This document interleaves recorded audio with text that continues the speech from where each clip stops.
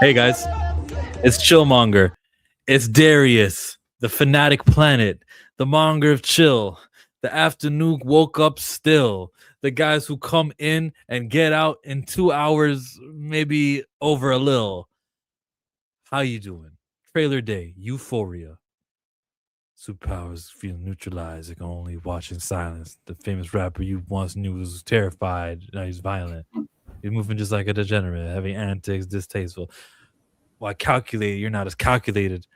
I can even predict your angles, fabricating stories on the family front because you heard Mr. Morale. I don't remember the whole song, but I remember the intro. Yeah, to me Euphoria is that gonna have a makes trailer. We're gonna start that. We're gonna play the Supergirl trailer. We got a Netflix Avatar did something also. Well, let's check that one out. How about franchises like the Static, the comic book, He Man, the trailer for them. What else is on? What else we got today? Talk about Stephen A. Smith if you want. Stephen A. Smith? No, no. Stephen A. Pack Smith? Not interested. I think Stephen A. Smith is a motherfucker. I said I posted him I think a few days ago on my Instagram story for something he said. I'm starting to not care about him. Like I'm starting I, to really not stop. Like 'cause I used to think when Marcus would do a thing or two, hey, he gets an L. I would say, yeah, but Stephen A. talks for a living. Like he's allowed to say things that are bad here and there, but not anymore. Like I'm over him. yeah, no, I can't stand Stephen A. Smith because he has taken his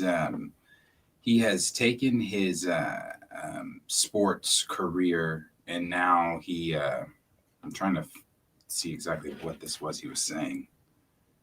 See it Oh, so much you don't even remember what it yeah, was. yeah, because he argues with people all the time. That's why I said recently on my Instagram story, I get confused when it comes to Stephen A. Smith. Is he a Bravo? Is he like Andy Cohen, where he's a Bravo host reality show person, where he's commenting on because he comments on everything. I don't know if he's a sports analyst or if he's a gossip column person because it seems like his lane as of lately has been a gossip column person. He seems to be arguing with basketball players more than critiquing them on what they actually do on the court. His latest argument with Josh Hart, like, why the fuck are you arguing with Josh Hart about? I think it was he told Josh Hart, or Josh Hart told him, you basically, which Josh was right. You don't know who I rub elbows with. You don't know Yeah. who I know. You don't. I could know the people that pay you. You don't know. And so, just like Stephen A. Smith is a clown to me. I think he's a clown. I think his road, or I don't know if they're actually doing it to him trying to run for president in 2020. I think that's dumb as shit. Um, you talk about sports for a living, and you talk about a sport that you didn't even play for a living. So I'd stay in that lane. Get out of the politics lane because we can barely tolerate you in the sports lane as it is. I tolerated him for a long time. Slava Medvedenko, what? Like that was fun, bro. Him and Shannon Sharp, but now they don't even have Shannon Sharp there anymore. No more Shannon there. Yeah, I can't stand Stephen A. I used to, him and Max Kellerman. Max Kellerman used to get on my damn nerves too. Um, but Stephen A's been around for a long time, and he's just. I think he's either bored or I don't know what it is, but he doesn't talk about his. The bulk of what Stephen A. talks about is really not sports. Even on his little show podcast he does, whatever weekdays he does that, it's not. He might dive in on sports, but it's more so attacking the players. It's not critiquing them. It's not giving an a astute analyst of the game. He's analyzing their behavior off the court or their attitude or this or that. Nigga, that's not your job. You are a sports analyst. That's it. Like you don't do anything else. So it's really, I don't know. He's annoying. He's annoying. The only time I could tolerate him was when he had his daughter on. He should probably get that back to that. She takes away a lot of the ick that a lot of people have for him. So put her on TV and on his show with him all the time. Yeah, solid.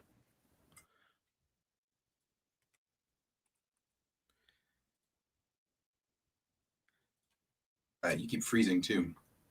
Let's go to the Euphoria trailer today.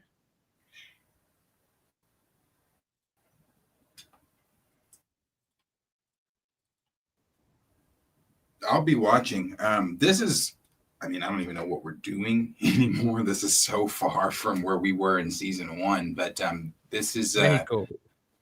definitely a time jump. I would assume because Cassie and um,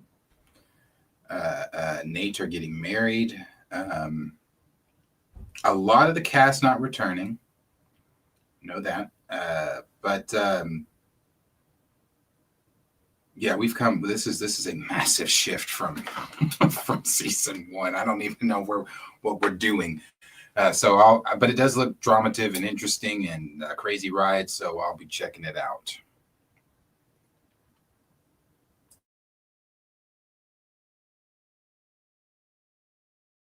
I won't be checking it out. Euphoria is coming to HBO Max on April 12th. If you haven't seen season 1 and season 2, you got lots to catch up on, and then you can see what it's all about. You can see what Zendaya has been up to. The last time we see Zendaya play somebody young, because her character in Spider-Man is up in college and out of the whole youth phase of her career. We don't have to see teenage Zendaya no more. Yay, progress. And Tom Holland. This is not it's not a movie. It is a show. Show came out in, I don't know, 2019 maybe. Was it? No, it wasn't then. When was it? Yeah, 2019 maybe. Season 3 one. seasons, 7 years. Season 1 is phenomenal. Phenomenal. Season 2, still good. So good. We've just, every time I think about Euphoria again, I think that Jonathan Majors Kang gif where he just says time. This is a long time removed from season 2. Like I said, there's so many characters not returning. There's so many people not returning that it. I guess that's the only way they could explain the not returns is to make a time jump. But you have a lot of people that are just not coming back. Not coming back. Rue's sister is one of them. One of the most popular characters, if I remember, Kat was her name in season 1. Kat was, the twins aren't coming back. I mean, there's a lot of people not coming back. Okay. So, and I think that was all the drama and stuff they had behind the scenes with Euphoria. Was it going to happen? Was it not going to happen? And then people were just like, "Hey, I got a career, and I'm not about to sit here and wait to see what the fuck y'all are doing." Yeah. Is Mario coming back? Who's Mario? Super Mario. He's coming back, and he's got Yoshi with him also. The Super Mario Galaxy movie debuts with 46% on Rotten Tomatoes, lower than the first film. Oh no! It's only 46% fresh according to critics. Like, this is a kids movie. If you weren't there, you weren't there. If you did not play this game on your Nintendo Wii, you will not get everything. I have no doubts that since it's the same people who made the first movie, they will do a successful second movie. That doesn't always mean that.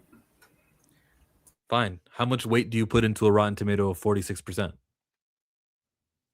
I don't know, but watching reviews on it, people in the reviews have even said that it's not as good as the first one. CBR. Nintendo's foray into the cinematic space is nothing new. After the initial struggle of let me just get the review. Super Mario Galaxy movie is ambitious for better or worse. Part of the charm of Mario movie came from the fact that it was solely in the Mushroom Kingdom, save for some breaks in New York City. It allowed the characters to grow, evolve, and define themselves for their video game counterparts. In this case of Galaxy, that shifts as the new story focuses more on expanding the Nintendo universe. That's both a good and a bad thing. Well, I like expanding the universe, so I'm not going to be mad at it. The Galaxy movie is designed strictly to expand. Many of these characters don't have incredible depth, as they've always been designed to be played, but it's still strange to see most of their evolution happen visually. It's only clear that Luigi and Mario are better fighters because of how they fight in the film, but there's no time to explain how they've adapted in the Mushroom Kingdom. That said, the movie isn't devoid of growth. Princess Peach is the subject of a fun retcon that honors the initial ideas of her creators at Nintendo. So if you're trying to tell me that Luigi and Mario are better fighters and that's like a problem, no, no, no, no. There was time that passed between the first movie and the second movie. So whatever they are good at now, I will just say they learned in the time in between. I'm not going to complain about that. I think Buzz Lightyear and Woody were characters who did stuff in the first movie. They went from their hard stances and then they became friends at the end of the movie. And they just stayed friends for the next 4 movies. That's normal. I'm not gonna go, hey, we're supposed to have incredible depth with Mario and Luigi. We got that in our first movie. We kind of understood who they are. Now let's focus on the other guys to have the depth. Let's see Fox or whoever else is the surprises in this movie. So this reading this review, it still hasn't turned me off the film. You got anything to say?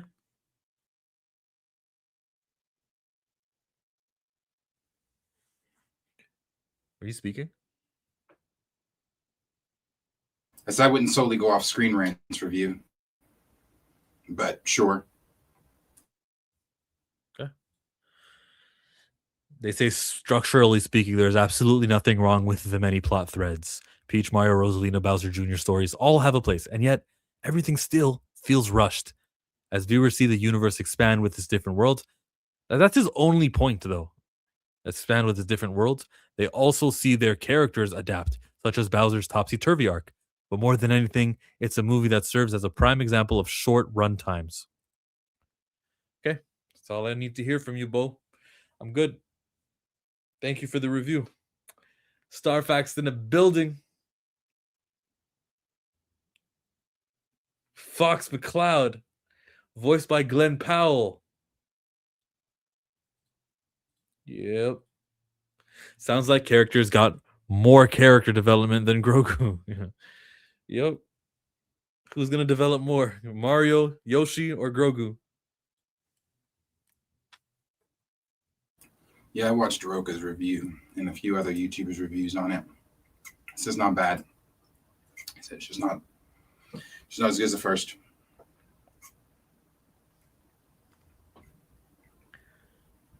I said they had a hard time, I guess, controlling the different subplots that you never revisit, or different things that Roka was saying. And I was like, huh.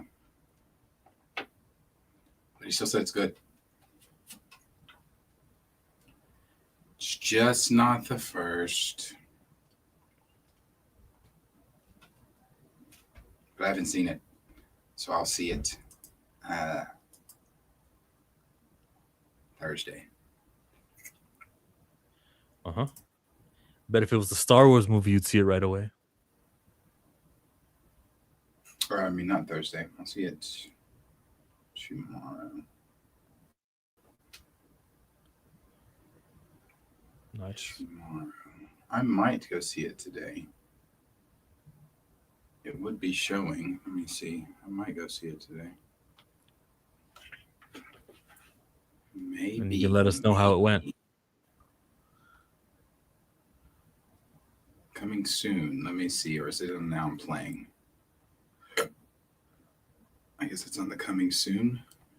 All right. Mario. If I wanted to see it today. Oh, may not see it today. Only showtime today is at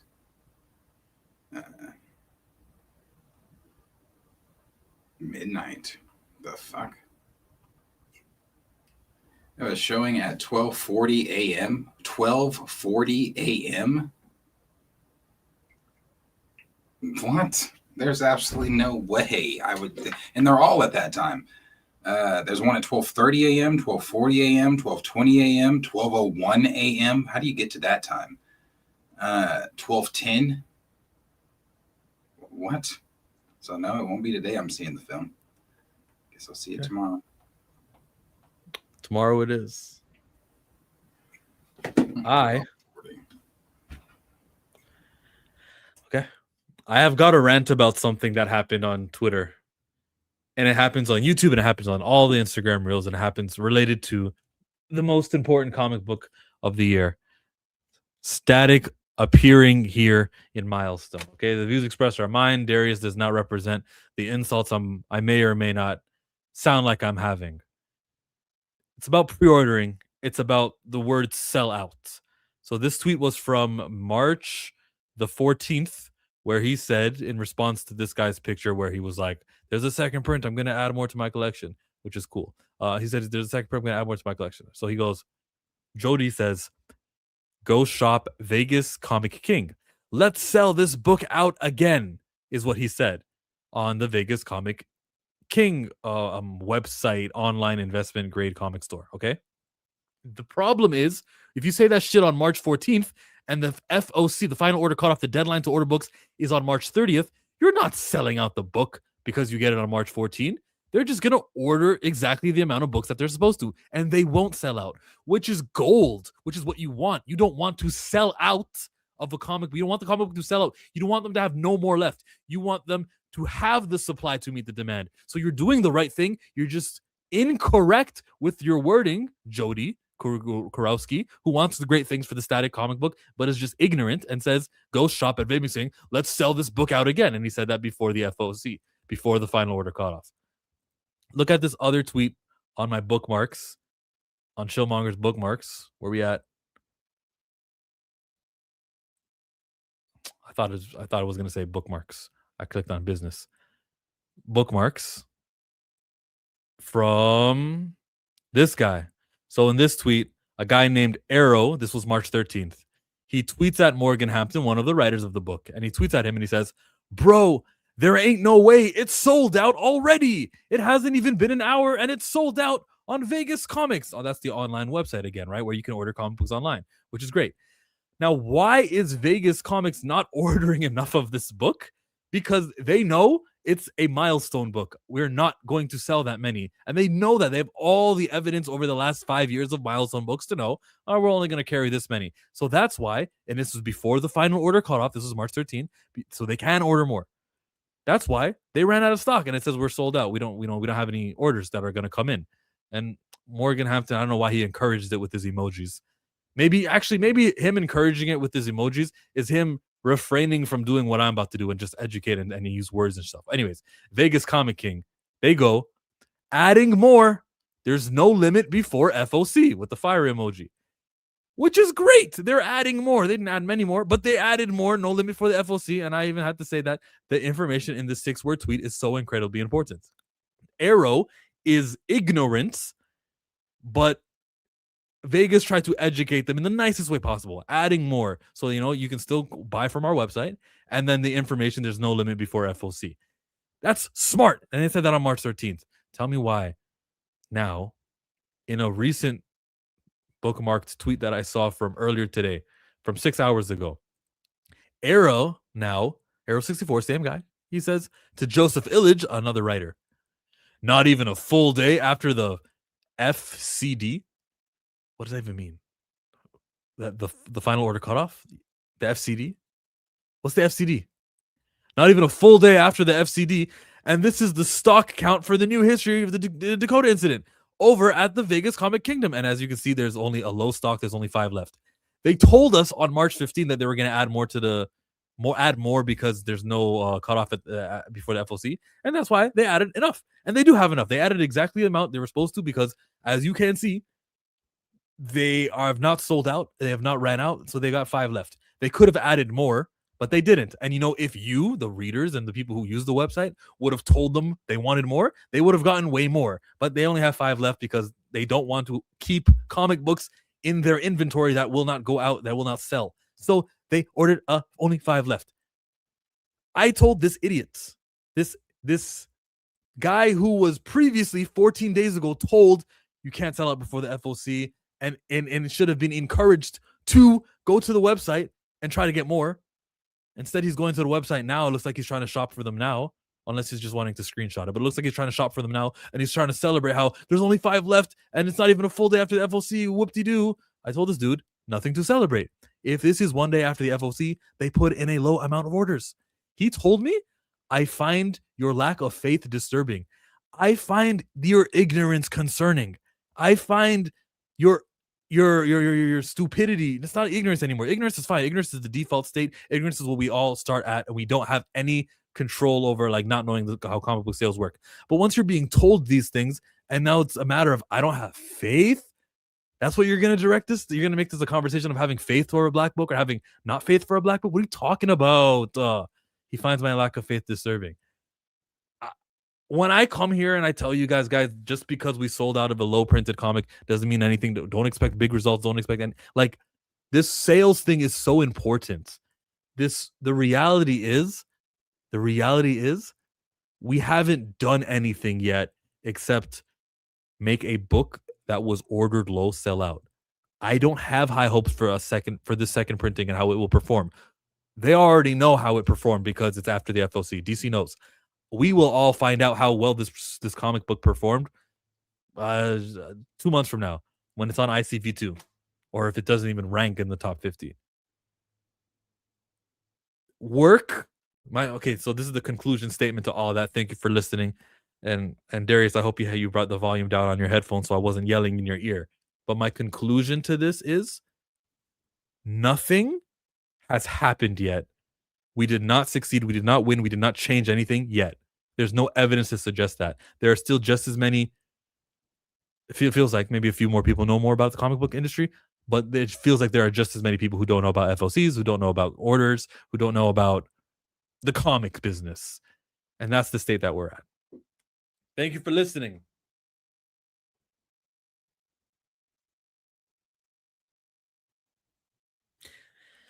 But you are right. You can't sell out prior to the FOC, but exceeding demand is good.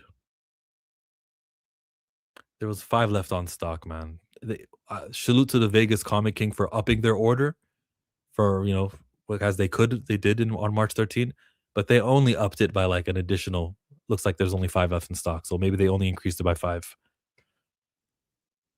A lot of shops are not bravely ordering so many of this Dan Mora cover because it'll sell. No, they have years of evidence of why Milestone doesn't sell. So they're going to be conservative with just how much more. Nice that there's demand, but it's not overwhelming or high demand. I wrinkled my nose at the initial ignorance term, but on reflection, it's fair. Dude is an imbecile. People like that are tiresome. He just doesn't know. And then he tried to redirect the narrative into whether or not I have faith or I don't have faith. For this manga comment. The thing is, you have to keep it up with the next issues. Yeah. Now, unfortunately, it's not like this has an issue 1 followed by a 2 and a 3 and a 4. This is just a one shot. Like, maybe the next issue is the second print. Maybe. Yeah, we got to keep it up for the second issue. So whenever that one book comes out that is static, we got to hope that issue 1, 2, and 3, and 4, and 5 do well. Darius, you are the casual, but you've expressed interest in reading the Dakota incident just to see how Static and Icon and Rocket join DC. You are who I want this shelf to please. Like, I don't expect you to go and have a pull list, but I do expect you, the casual, the new guy, to go up, pick it up off the shelf. And that's why it's important for the comic book heads to put it on their pull, so they're not taking it off the shelf and removing it from what are would-be fans like you, who maybe this sparks your interest. Maybe it doesn't. Do you think it will? Do you think this will make you a comic book fan? Maybe it will, right? A regular?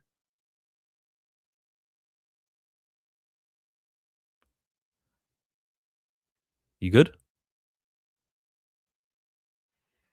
I think he's got something going on there. The thing is, you have to keep it up with the next issues. That's absolutely right, bro. You got to keep it up with the next issues, Blue.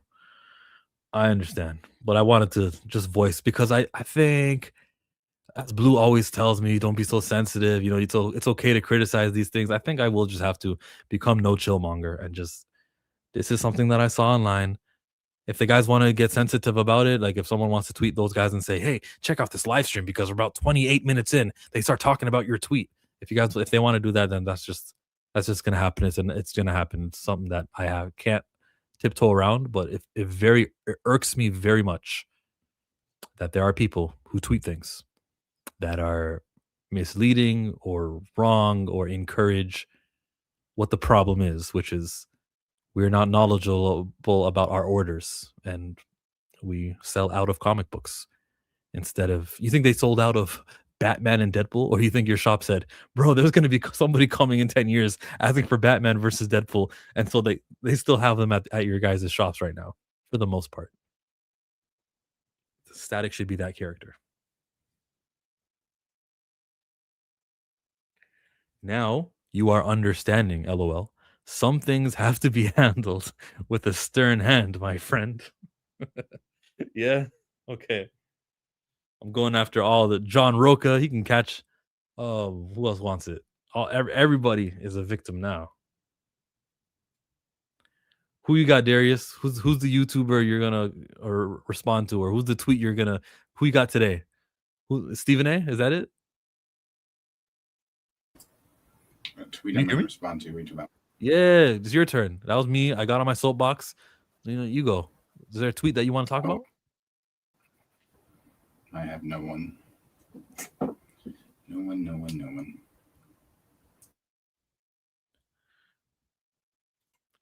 Then let's move on to Star Wars. Are we speeding? We are rolling. Welcome, Grogu.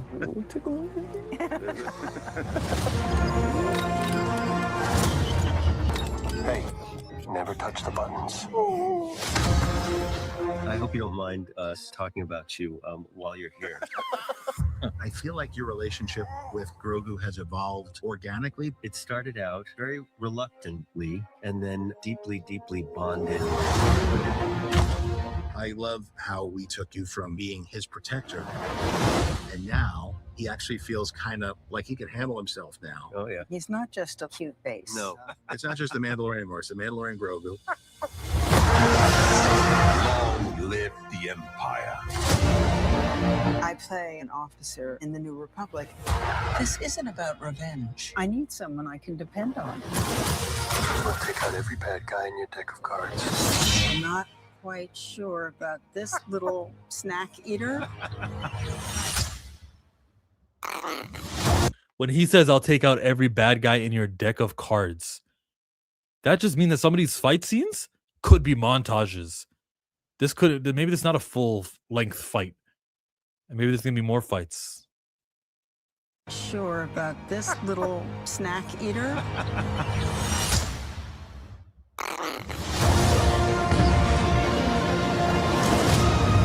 Because it's IMAX, because it's a movie, I wanted to recapture the feeling of when I first saw Star Wars. And so when we're making this, we were using all the technology that's available. And then, of course, we have a lot of classic stuff. I mean, it was the coolest set I've ever been on. All of that is to give a whole new audience that same feeling of excitement that I had the first time. This movie, when you see it, it's like I just got off of a ride. Do we run or do we fight?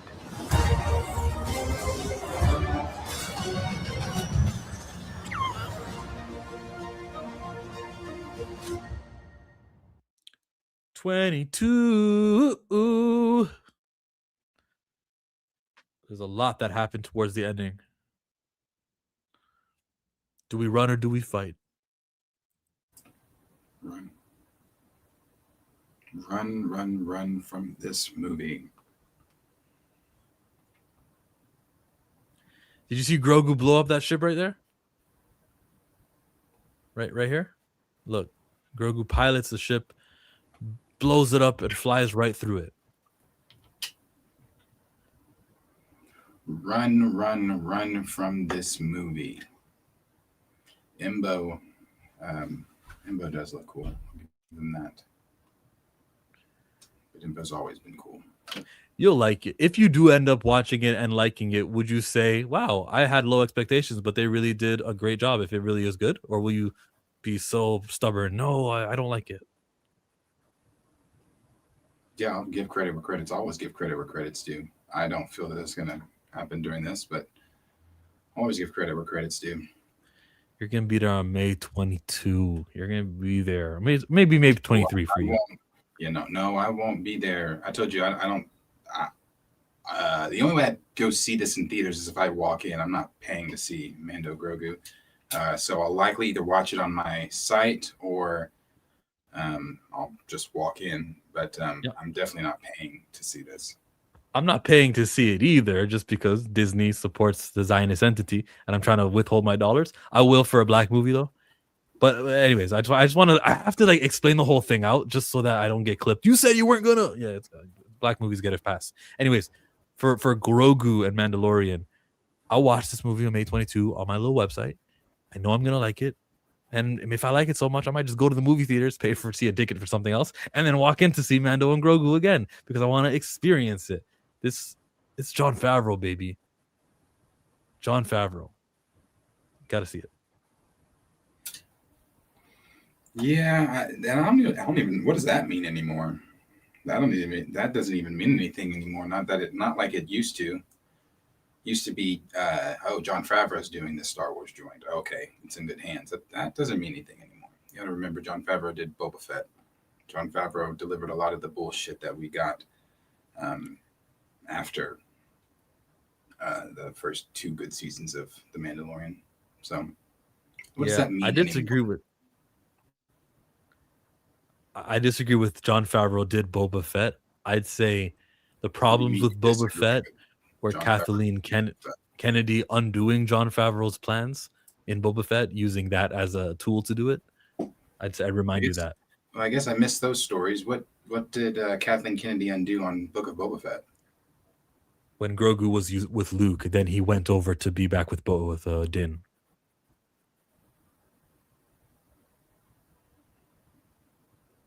So episode 5 or 6 was the entire Book of Boba Fett?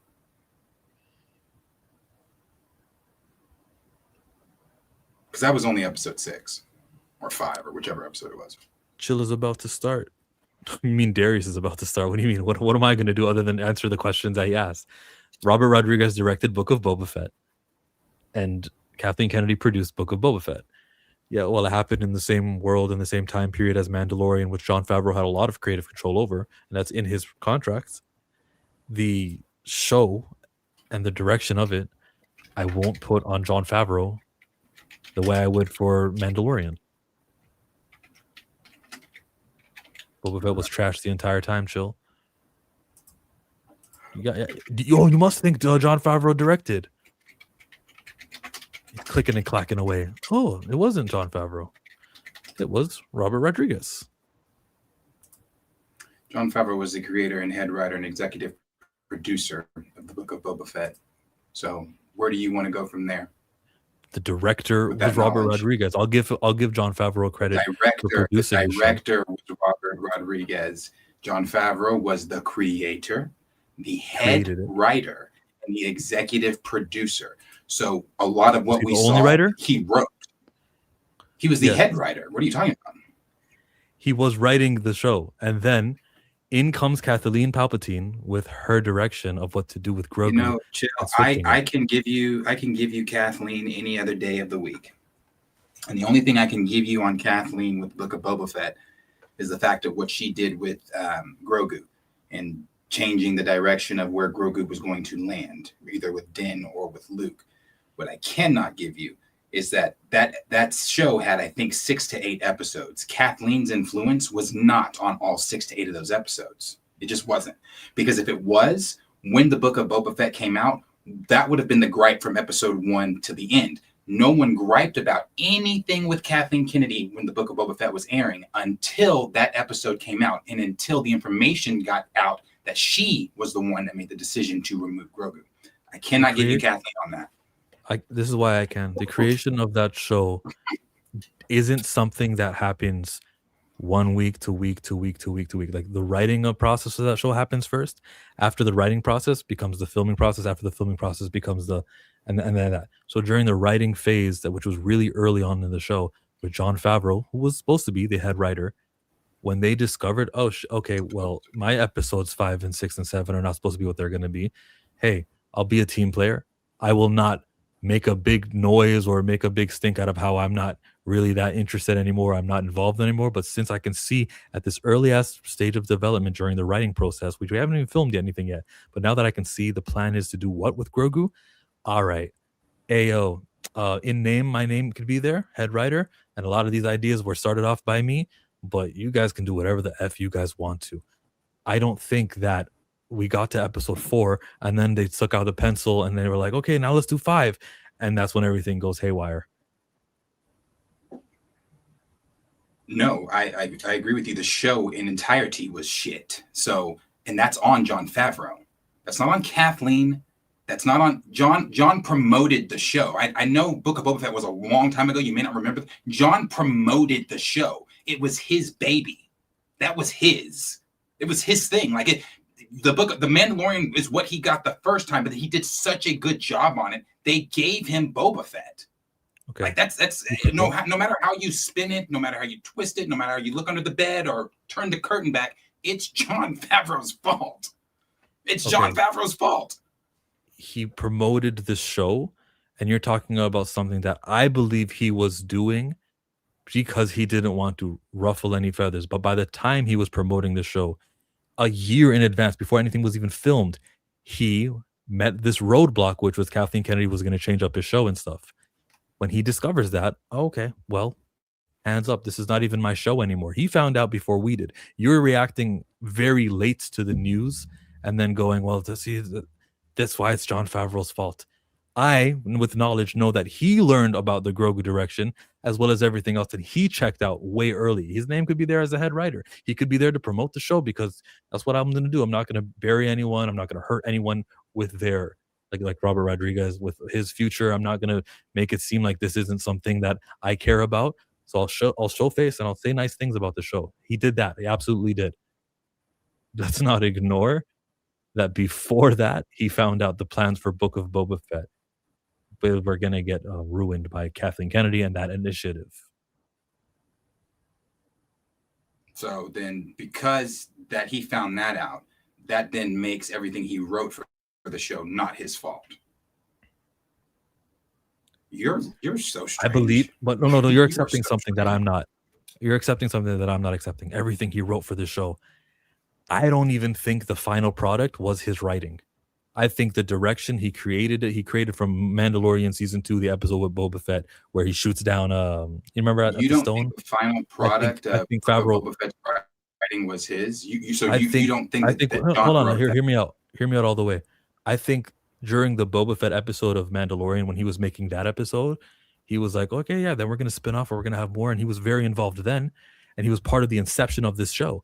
And Robert Rodriguez, he directed that episode of Mandalorian season 2. So he'll do the Book of Boba Fett. Okay, this is all good. But then when he finally got to the point where it was time to write the show, and I'm sure he wrote some of those episodes. I'm sure he jotted some things down and then realized, wait, what's going on? You're changing my Grogu plans with Luke Skywalker and what? Oh, okay, yeah, Dave, here, ghostwrite this thing, or you guys can solve the parts that are undone. I don't believe that Jon Favreau. You make up scenarios that I don't that believe may Jon and may Favreau not have knew. happened in your head. Yeah, but what did actually happen was the interference. So I don't think he goes, "Oh, this is great. There's a show that I'm gonna have interfered with in the last 3 episodes. I'm gonna continue writing the first 4 episodes. I believe in this stuff." I don't think so. I don't believe that's what he would do. I wouldn't do that. You wouldn't do that. You also have you do this all the time. It's so strange that you are the epitome of online thinking that because we have access to people due to social media that you know these people. You have no idea how Jon Favreau thinks. You have no idea what happened behind the scenes at Lucasfilm. The scenario you made up of, oh no, this is beyond my writing. Dave, ghostwrite this for me. What the At the end of each episode, I remember specifically because it hurt me. I remember specifically at the end of each episode, he is credited as the writer. He wrote episode for episode for episode that we watched. I just don't know why you are trying to negate the responsibility of how shit that show was from Jon Favreau. I don't. Maybe it's because you want Mando and Grogu to be so good. I really don't understand it, but Jon has to hold that L. That Jon created the show. Jon asked for Book of Boba Fett. Jon said because Boba Fett was in the Mandalorian show that he created, that he wanted him to have that spinoff show. So they got Tamara Morrison back. The only person that complained outright in public was Tamara Morrison. No one else did. So John, I don't know what it is you're expecting from John, but the only thing that he was upset about was the fact that they changed his Grogu plans. That was it. I believe the Book of Boba Fett went exactly how he wanted it to go up until that point. I know, because you think that it happened chronologically, like up until that point. So he was writing episode 1, 2, 3, and 4, and then he found out Roadblock, episode 5, 6, and 7 are going to be different. No. Because I'm not that fucking slow. I don't think that hey, we had a good first episode. Now let's go write episode 2 for next week. That's not how that shit works. So I'm not. Don't insult my intelligence. I'm not stupid. Why did you say up until that point? Because up until the point of him when he was writing the show, so all the way up till you get to episode 5 is when the interference happens. Of course, he knew about the interference way beforehand, but you're making it seem like as if he took his hands off or something. Like, it was still John's show. It's still John's show. Okay, that's the basis of our disagreement, which is fine. I believe when the interference became introduced to this show, it stopped being his show. You don't. You still think you want to give him credit, and that's fine for us to disagree on that. I'm good with that. So so let's see. Let's use an example here. You said up until the interference, it's not his show anymore. It's crazy, but okay. It's a good example I can use for that. I don't even know if I have one because that's just batshit crazy. For you to even think that it's not his show, it's wild, Joe. That's wild. He also didn't direct the show too. He also didn't direct it, and that's an important role to direct the TV shows. Okay. He's directing Mando and Grogu. Because he didn't direct it, it wasn't his show. What? Okay. I said because he didn't direct it, it wasn't his show. I simply said directing is a very important role, and Jon Favreau directing movies usually turn out to be well. The reason it's not his show isn't the directing part.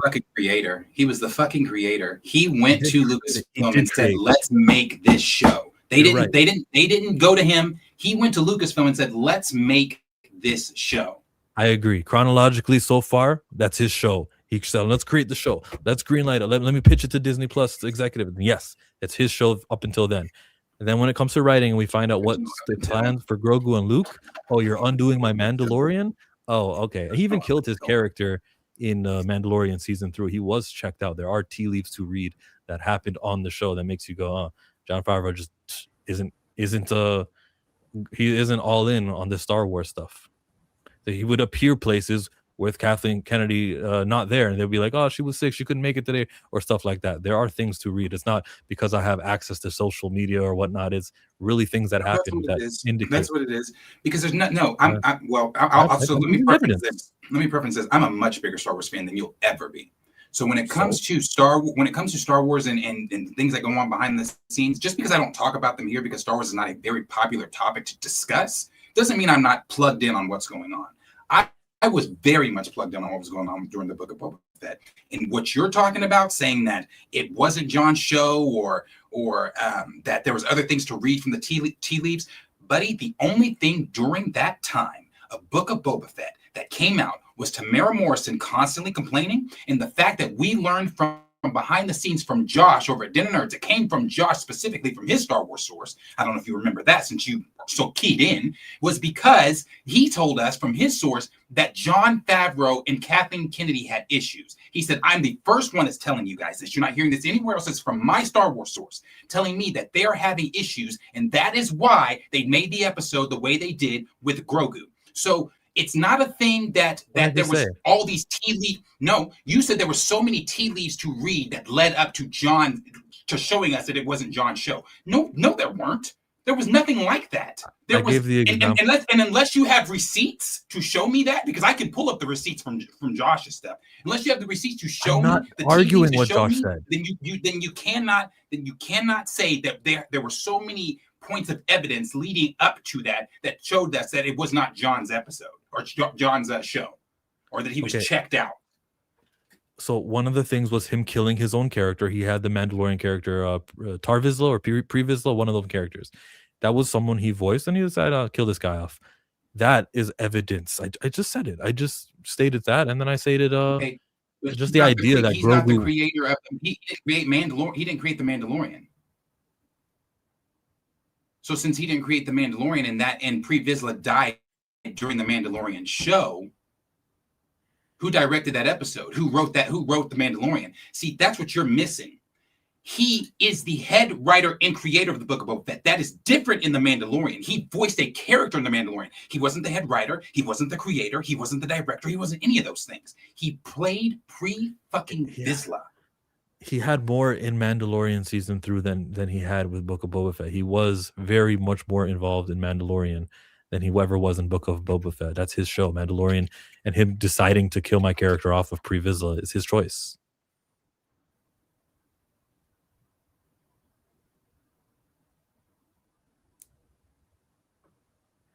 He provided the voice for Paz Vizsla, but it does not. That does not mean that he was the one that's like, oh yeah, let's kill Paz Vizsla. I want to kill him because I'm upset. I'm hurt. My feelings are hurt.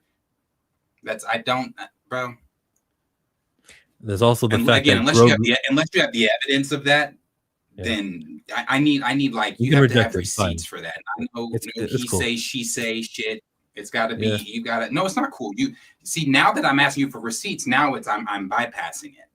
You don't have the receipts for it because that's made up in your head. What I'll tell you that happened. What I'll tell you is that Jon Favreau was a professional, and Tamara Morrison, by going rogue and giving these statements, not a receipt, John. That's not a receipt, chill. That's not a receipt, chill. That's for me. If this were Judge Judy right now, that'd be he say she say. That'd be he say she say. You have no receipts. It's like I called it tea leaves, but like I said, Jon Favreau being the constant. Show me those tea leaves. Show me those tea leaves. Well, Grogu stopping the route. You're still just talking. You're not showing me anything. You're just rambling. If you can physically when I answer, and then you don't on the answer, and then you say, "See, you still didn't answer yet." Do that. You cannot do that. You've yet to do that. I'm asking you for proof. I'm asking you for evidence. I'm not asking you to keep rambling on and tell me what you personally think happened. I'm asking you for proof. Can you show me a receipt or tea leaves that shows that he killed Paz Vizsla because he was butthurt over what happened? Can you show me that? Anything from a scooper, from anything? Jon Favreau is a professional who will not leak something out to a scooper, who will not give a negative statement, a negative comment on his boss, and he's operated that way consistently. He never that's his. She'll just say you can't. I'm telling you. I'm not just saying that I can't show you. You're telling me that Jon Favreau's a professional. Thank you for that. I know Jon Favreau's a professional. Thank you. Thank you. Okay, we accepted Jon Favreau as a professional, so his professionalism is the reason why we can't find an interview here or a comment there the way that Tamara Morrison. That's a great answer. You just cut me off. You want to cut me off so that I don't provide the right answer? No, go ahead. Before I ended the sentence, I want you to go because I want the chat to also see. You're pretending to want me to go now because you know I'm going to go. You're pretending like I'm not afraid of what you're going to say. But I'm not pretending. I can continue to cut you off if I wanted to. But the fact that you do it is weakness. It's you can't allow me to just. It's not a weakness. You're doing it now. It's not a weakness. Yes. Do you know why I'm doing it? Because you're just fucking talking. You're not pulling up any receipts. You're giving me nothing. You're giving me your personal opinion. I don't want Killmonger's personal opinion. I want a receipt. I want you to show me proof that backs up what you're saying. I don't want you to go into some long philosophical expose telling us how Jon Favreau is a professional. Thank you, Killmonger. We know that. Can you give us a receipt that backs up what the fuck you're saying? Like I pointed at events that they would not be at the same place at the same time in. Like I point at what happened on the actual show where Grogu was supposed to be with Luke at season 2 and a plan changed at Book of Boba Fett. These things did happen. These are proof that there is conflict.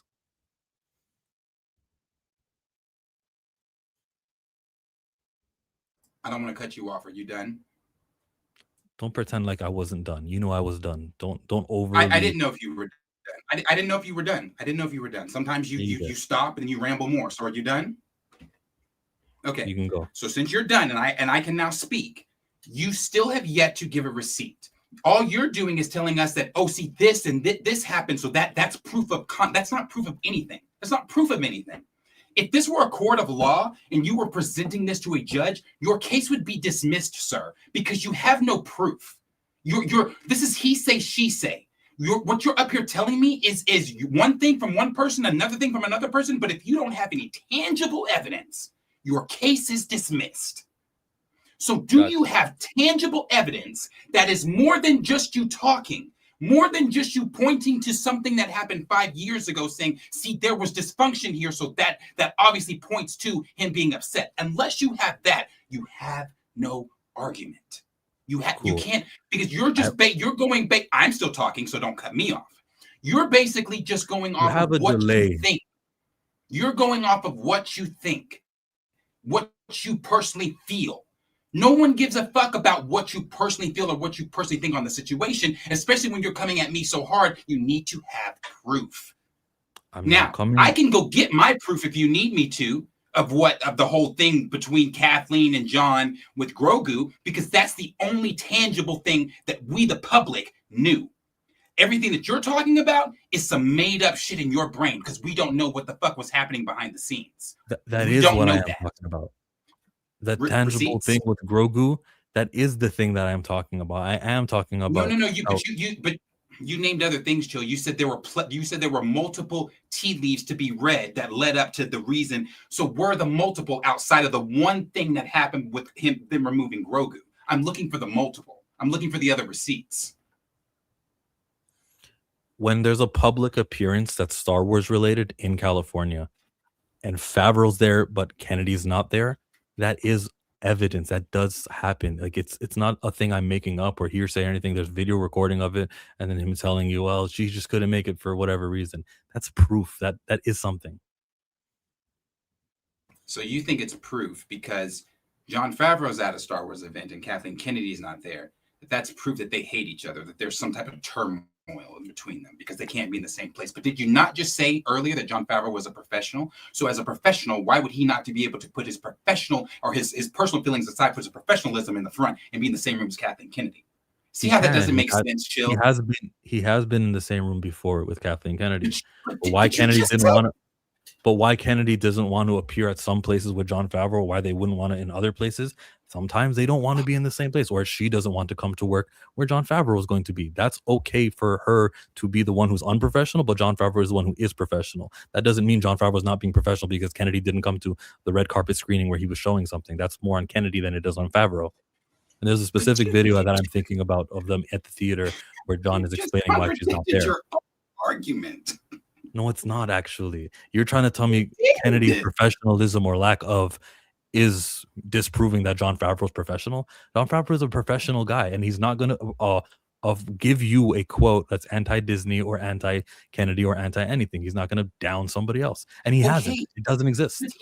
There wasn't he didn't give a quote on the Grogu thing either. There was no quote on that. There was a season 2, episode 8, and then there was a Book of Boba Fett. That's the proof. It happened on screen. I'm not looking for him to say, I changed my plans. Plans changed in front of us. Chill, that's still not even proof. That happened on screen is still not even proof because again, we weren't fucking there. I find it as proof. We weren't there. If you don't accept the proof, I'm okay with that. I understand how you don't accept the proof. I understand that you don't understand the proof, and you don't accept it. I get it, and I'm content with that. You don't accept that as proof. It's not because it's not proof, brother. That's it's not that I don't accept it. It's simply that it's not proof. Again, if this were a court of law, you're wasting court time. You're wasting taxpayer dollars. Why are you here? Case dismissed because you have no proof. You're going off of what we think. You're going off of what we think happened.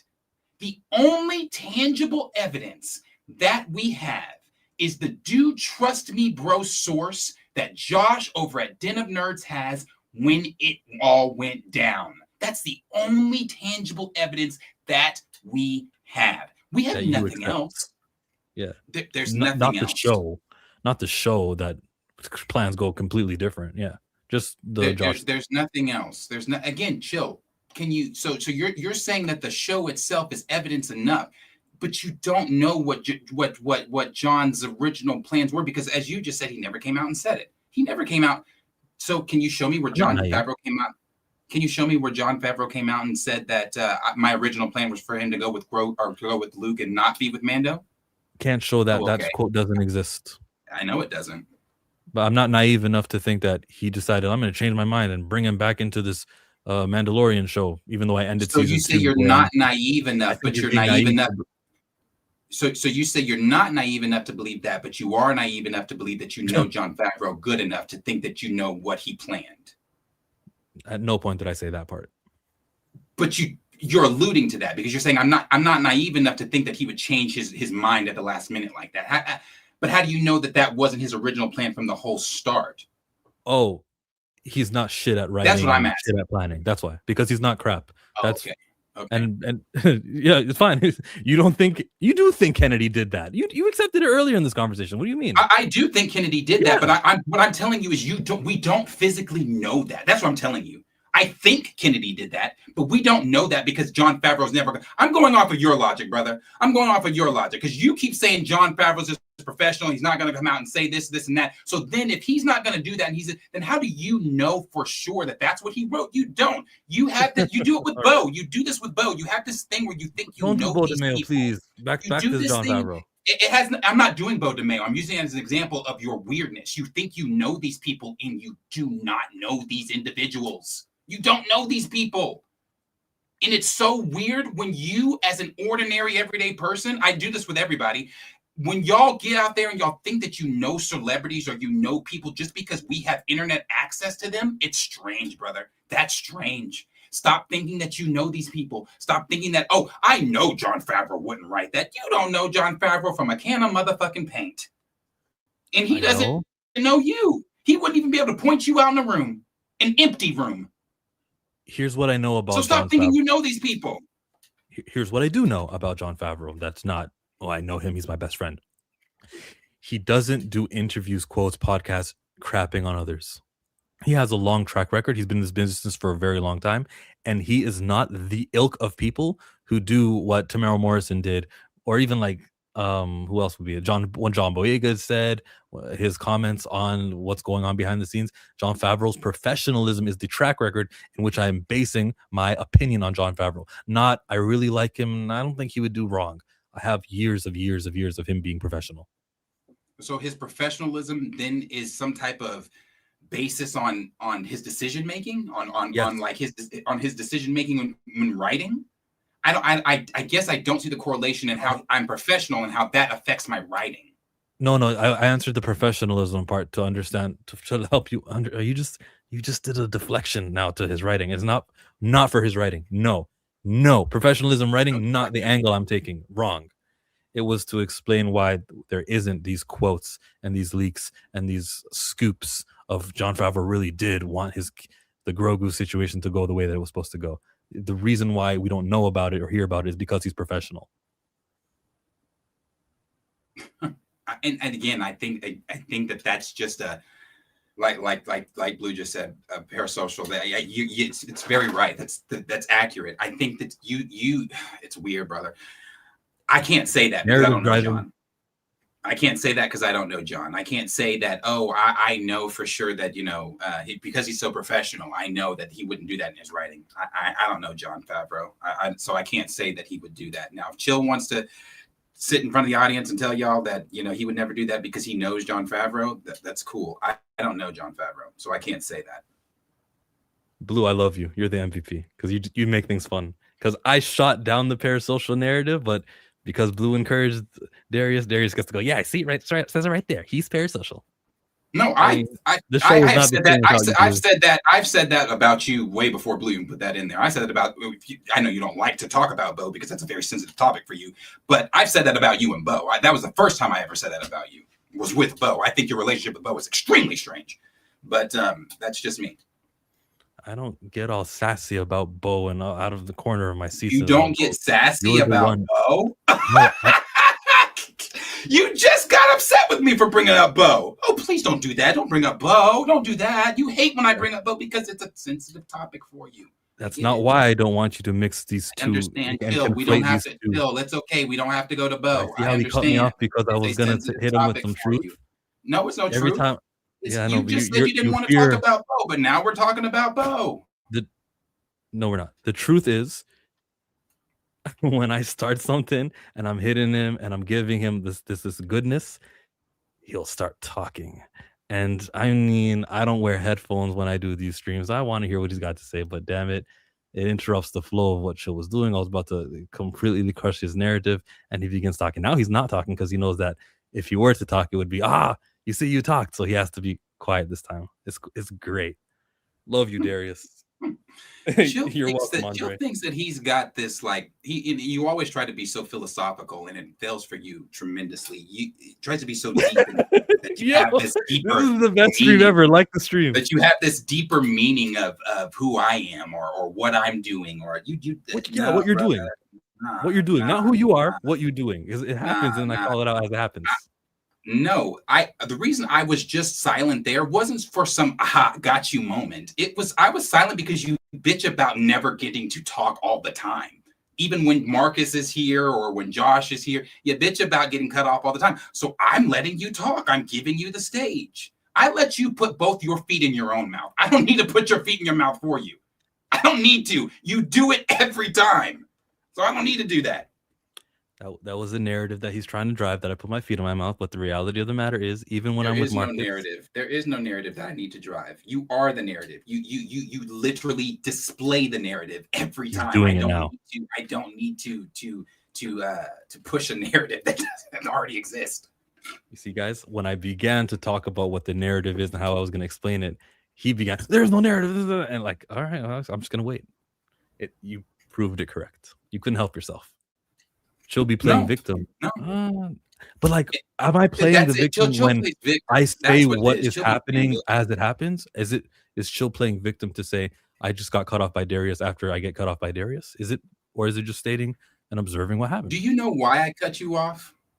So I repeated. Oh yeah, I said that when Josh was here. I said it when Josh was here. I don't know why you're having this like this is like groundbreaking. When Josh was here and we argued about Bo, I said it then. So let me repeat what I said then. I cut you off when you're saying inaccurate bullshit that pertains to me. So when you say dumb shit that pertains to me, I'm never going to let you finish. I'm never going to let you get that full thought out. I'm always going to cut you off. So anytime that you sniffing up some bullshit, I'm going to cut you off. The narrative that's being driven is whenever you want the stage, I'll let you talk. Yeah. You want the stage now? I appreciate it. But this was the delay. I don't think you cut me off now. I know there's a delay, so that's why you just went right now. The narrative that was being driven just now was that I somehow talk about Darius personally. No. A lot of the times I was getting cut off to explain something about Jon Favreau. Now I'm cutting you off again. I'm cutting you off again because there's that inaccurate shit. Never once have I said Chillmonger attacks me personally. I never said that. Personally, that's not the narrative I pushed. So I'm gonna cut that off because that's some bullshit. That ain't what I said. You said about me, didn't you? Just now? You said about me? When you're gonna say something, I'll cut you off when you say something about me. Yeah, when you're saying inaccurate things, like, okay, so not inaccurate about me personally. No, not about me personally. When you're repeating something that I've said that's inaccurate, like you're trying to say, well, you said this or you did this. No, I didn't say that. That's when I'll cut you off. All right, fine. Erase the word personally, and I'll say, when I am misquoting Darius. Instead, what was happening earlier was he cut me off when I was pointing to something that Jon Favreau did or pointing to something related to the fiction, related to what happens in Star Wars. And he was cutting me off even then, even though what I was going to hit you with was nothing about what you said, your positions, you personally, your emotionally, you during the stream or anything you said. I was giving evidence about things in Star Wars. It happened on the stream. It happens a lot. And it's not because I'm misrepresenting you.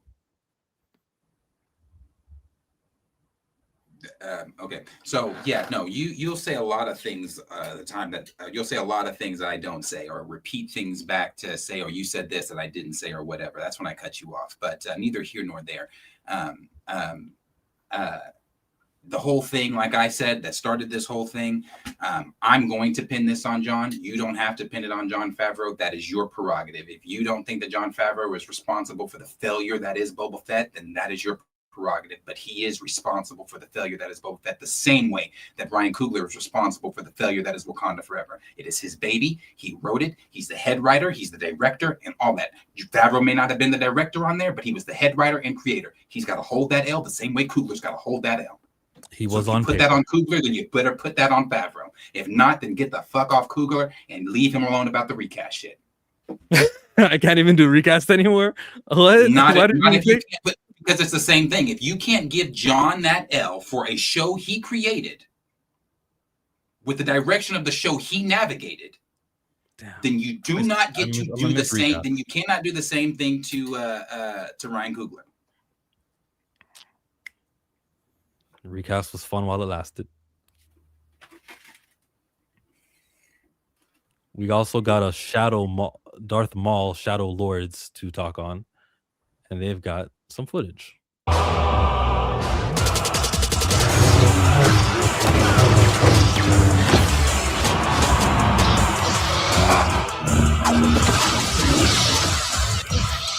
They tried to kill me. They failed.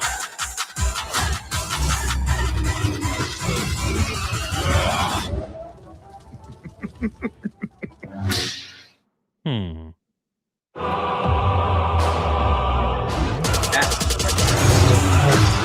This is actually good. This is actually good. This is actually good promotion. This is good. It looks good. It looks like Star Wars. It looks like a fun time. It doesn't look like some bullshit. So it looks great. The promotion for this that they keep getting out is really good. Only a few days away. It is, and I'm at the point now where I'm just going to turn away. I think the less I see, the better. I think this is for casuals also because that's Maul. You guys remember him? Maybe you guys don't know this, but he's animated now, and he actually survived. To the few people who don't know that, I think it's been like 10 years. How long has he been alive for? The episode where they brought him back in Clone Wars might have even been 15 years ago.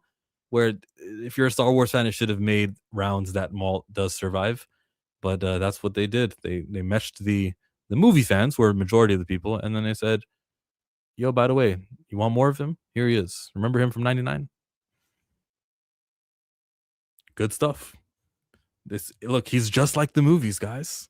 He's just like the one from Phantom Menace. Watch it. Nice promotion. They even explain how he dies. They failed. See right there. They failed. It's great. It's unique to be in a position of, oh, Star Wars is doing something really interesting. I want you to see it. I can't wait to talk about it. This is a rare dub. It's an animated form, but that's fine. I'll still take it.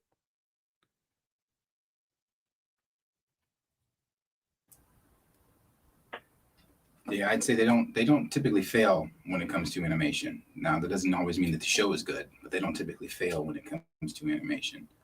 I think that Lucasfilm needs to shift all their focus to animation, but this does look fantastic. The difference between this and was the children's show Skeleton Crew. The difference between this and what's the other one? Bad Batch. They have Sam Witwer doing promotion for this show. He loves his character. We know he's going to bring it. He's well liked. Sam Witwer is a very key. Hope they keep him. Galen Malik. Well, in the spirit of us debating, I'm going to push back on that as well. Sam hasn't really done too much promoting for this. I'd say the Bad Batch promotion, again, their animation promotion is top tier. This is in line with Bad Batch. And I didn't even like Bad Batch. This is in line with Clone Wars. This is in line with Tales, Underworld, Jedi, Empire, all that. I see lots of clips of Sam Witwer giving speeches and talks about Star Wars, not just like old ones, but recent ones. He was at WonderCon too. He had something to say. Yeah, is that promotion or is that more so just Sam Witwer's at the event? And of course, he's going to talk about Maul Shadow Lords. Yeah, I think I know what you mean. Like, does it count as Disney putting things there? But maybe he did. Maybe he was by. Maybe Disney did ask him to be a presence on WonderCon, or maybe he went as an individual to get photos and do what celebrities do. Either way, he did it, and he was promoting the show, so it counts as promotion to me.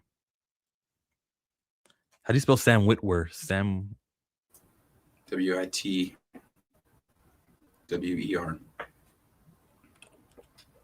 WER. It's not showing. It's all good. Figure it out later.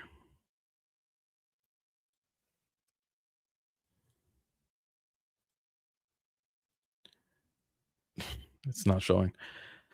Let me fix my internet. Close all my tabs. I should have had a clip for Bad Batch as well, or Bad Batch, Shadow Lords as well.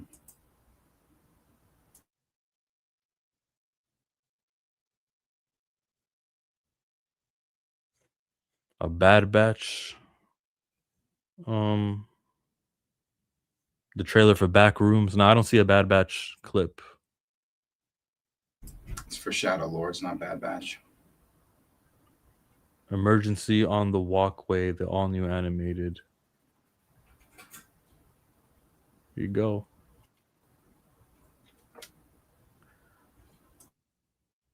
Oh, my internet's really not. Okay, there it is.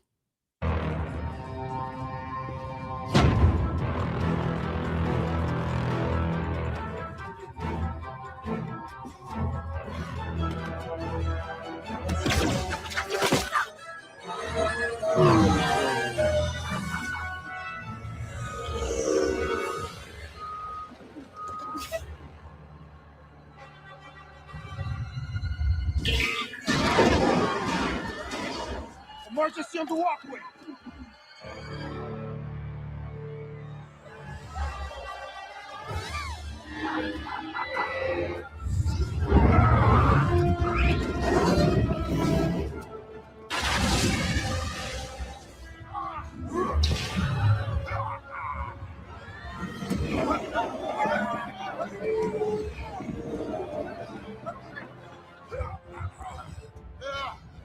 Hey, buddy.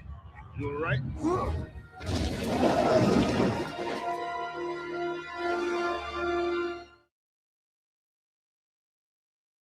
Interesting. Not really. Now, it is, again, much bigger Star Wars fan than you are, so I saw things that you probably didn't, but very interesting. Help me out. What's interesting about it? One, that there's a Jedi openly using the Force out in public in front of the police force when Jedi are supposed to be annihilated during Order 66, and this is this is still during Order 66. Order 66 is not completed yet. They are still hunting down and defeating Jedi. The fact that Maul did that there too, trying to take Devin, AKA, which is going to be Talon, to distract, obviously, the police force to get them to notice the Force using Jedi. So there's a lot to unpack there with the Jedi and the police force and Maul and Miss Devin. So it looks interesting to me. Can't wait. Right on. Bad Batch is done and all this season. Amazing. Yeah, no. Not Bad for me. Batch was tier 1 Star Wars. Episode 1 of Bad Batch. Oh, it was great. It's a year after Clone Wars. It's a year after Clone Wars. A year after episode 7. Episode 7, season 7, the last episode finale.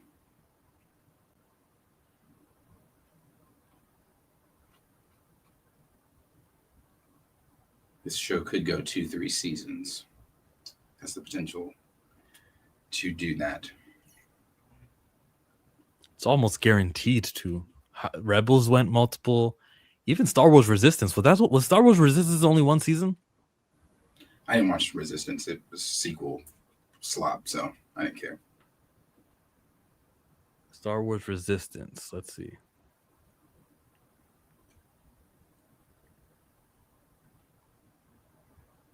It's 2 seasons. Yeah, 2 seasons and 40 episodes total. Phew. They really cared. They really tried.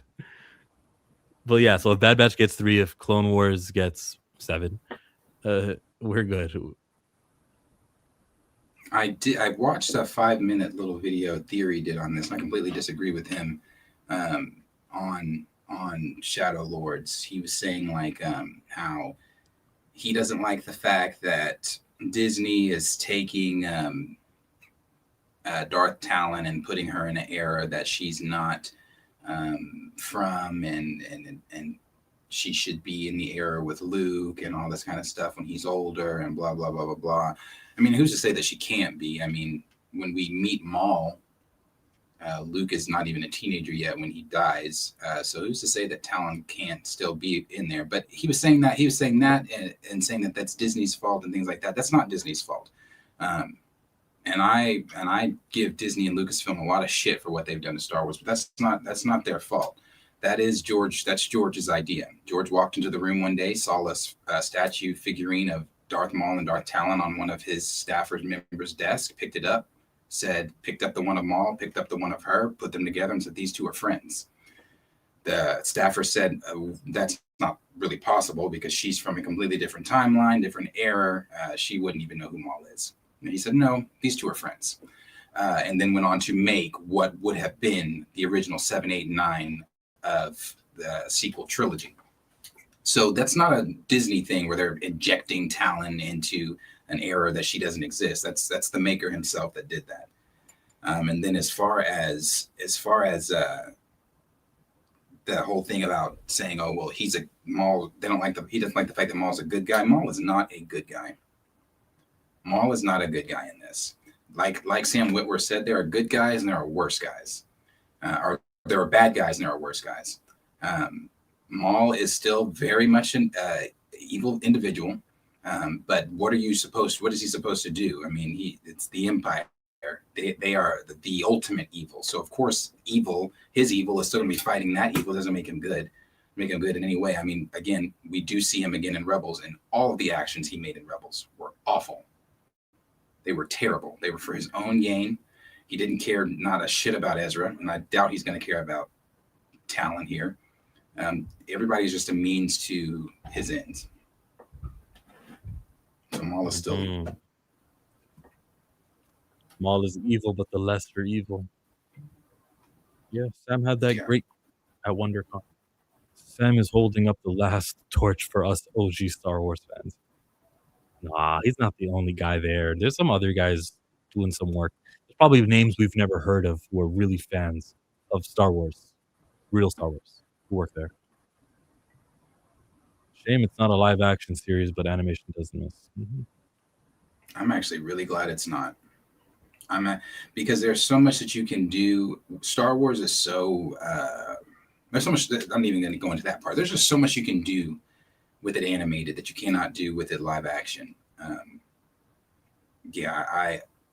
I prefer. And then on top of that, you got to deal with people's schedules, and you got to deal with people's like, are you filming a movie at this time, or do you look like this character? Nah, strike all that. Just draw these motherfuckers. Have somebody come in and voice them. You can have them do flips. You can do the most expensive explosions you want to do without worrying about stunt doubles and all that kind of stuff. You don't need it. I think Star Wars needs to hard shift to animation. I'll take both. I try to value animation as much as I value live action. I try to. I think I do. But I recognize that live action is live action for a reason.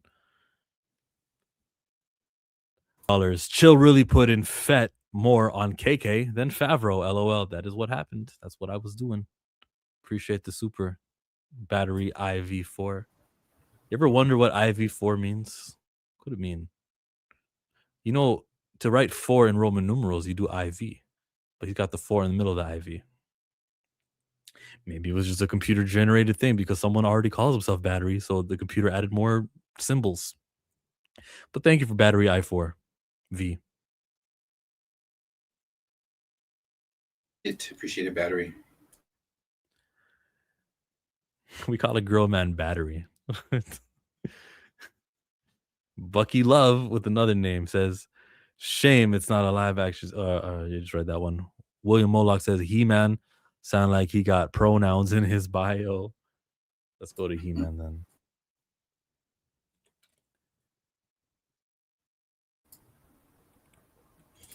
I think Ask Planet who's more evil in his opinion, Cad Bane or Maul. I think Maul. Maul is purely more evil than Cad Bane. Cad Bane is evil depending on the pay. How much are you paying me to be as evil as you want me to be? Maul will be evil just to be evil. There's a comic with Maul. It's a bit before Phantom Menace. Not a bit before Phantom Menace, but before the major events of Phantom Menace happen. He is being trained by Sidious, obviously, and at that time he had never tasted blade to blade lightsaber combat with the Jedi. Palpatine wanted him to be cautious and told him, "No, you're going to get your time. Just be patient, be patient." Maul couldn't be patient, so he went on his own little mission. There was a syndicate that had a Jedi captured. He released her just to fight her and kill her. Just of the pure lust of wanting to kill a Jedi. And he got off on that kill too. So Maul's evil. Again, Cad Bane's just evil to the highest bidder. Masters of the Universe.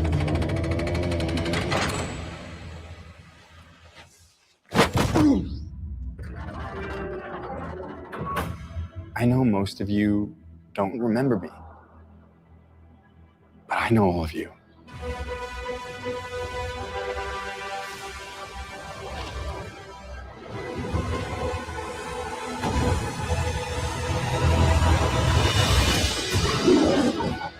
Oh. Even Hey, though did you I catch was that? stuck light years away on Earth. Yeah. I never stopped trying to get back home. Everything changed since you left. It's all gone. Skeletor took my family.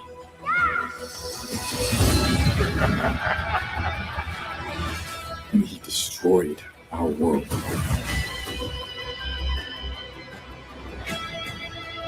It's all my fault.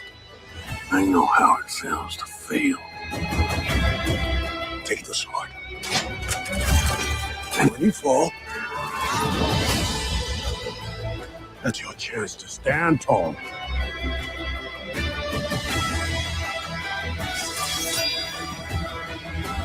I have the power.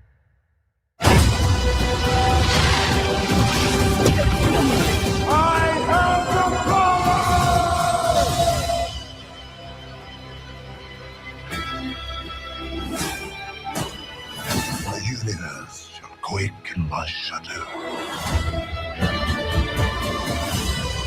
This is my home.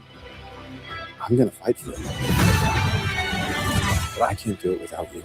Somebody wants to brawl. I need every man, woman, or whatever that is.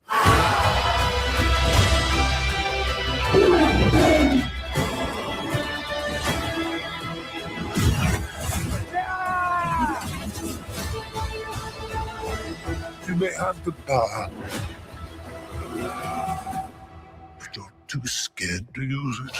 Trust me, I know how to use it.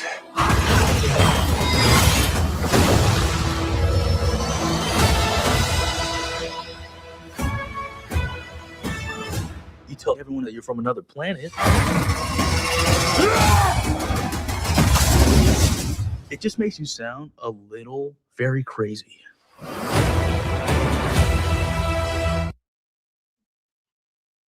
Nothing wrong with You sound a little. What do you guys want from He-Man? This was He-Man. This very slow beginning and talking about who he is with my family and everything. Good stuff. I think I shouldn't say there's nothing wrong with the trailer. I think when I saw Skeletor's face here, I thought, yuck. When give it a second. But like, yeah, look at this. We're getting like if you're a He-Man fan, you're getting what you want. I'm not a He-Man fan, but I would think you're getting what you want. Where's the Skeletor parts? Here with eyes. Here. That doesn't look too perfect. Other than that, it's not even that bad, right? But other than that, good stuff. Yeah, not a He-Man fan. I grew up on the reboot of He-Man when they brought it back, and I remember for one of my birthday parties, one of my friends bought me He-Man. So I had Skeletor on his purple tiger, and I had He-Man figure on his green tiger. And I didn't know shit about that. Now I knew the show came on. I would see the show in turn whenever it would come on. Because I think it was on Cartoon Network. I think it was when Reboot came on Cartoon Network. Just was not a fan of it. Now I see the Masters of the Universe action figure line every time I go into any of my little collectible stores because that little line from Mattel is pretty big, and their figures actually look really good. So my knowledge of He-Man, I know who Skeletor is. My knowledge of He-Man is not the biggest, but will I be going to see Masters of the Universe? Yeah, it looks fun. Looks like it'd be fun. I only know Nicholas Galantines, how do you say his last name, from Red Royal Wedding. That's what I'm familiar with him from. I know he plays in a lot of other shit, but not really familiar. So, yeah, I'll see it though. Looks interesting.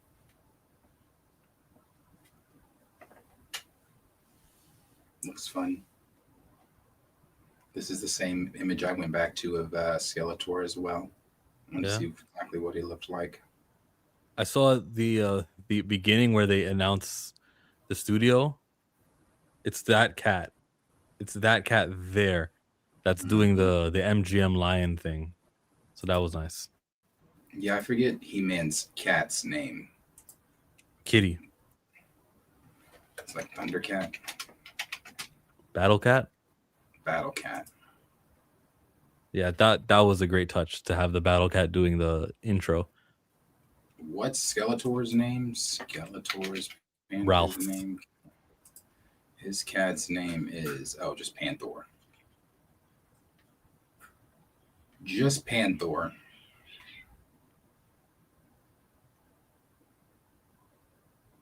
What was that?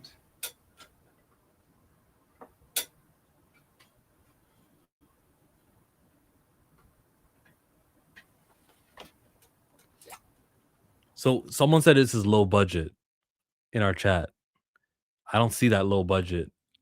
Except for Skeletor's face. Everything else looked high budget. Well shot. It's just good. And the actor got in shape for his stuff. What do you want? He says, I have the power, and you're going to see his shirt off in a second. Wait for it. Only because I know he plays. Only because I know he's constantly busy. This Nicholas dude, he's constantly busy. This is his shape all the time. Okay. From what I've seen, I think he lives in this shape. Respect. This is hard work. The budget was 170 million. I hate that you just said that, Lauren, because I'm trying to creatively criticize it. We'll get to the budget, but yeah, okay. The budget did 170, which means that the movie's got to break even at whatever that is times 3.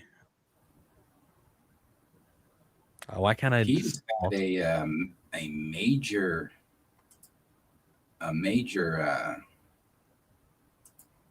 boost in his career. I went from not seeing him to not even know who he was to seeing him everywhere. I feel like I see his face everywhere. He's in a lot of new movies, a lot of shows. Yeah, I'm looking at his Instagram. He seems pretty busy. Good. We need new faces.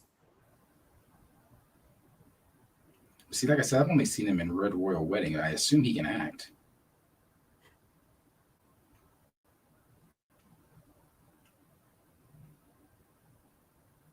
And he's a picture of him holding that He-Man figure. See, now that figure looks great. I'm just not a He-Man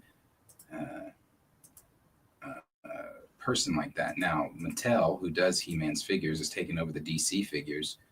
Todd McFarlane's contract ends up after this year. And you can tell by the slop work he's putting into these last few figures he's got. But if Mattel does anything like this with their DC figures, fantastic. Because the one he's holding here of himself looks great. Okay.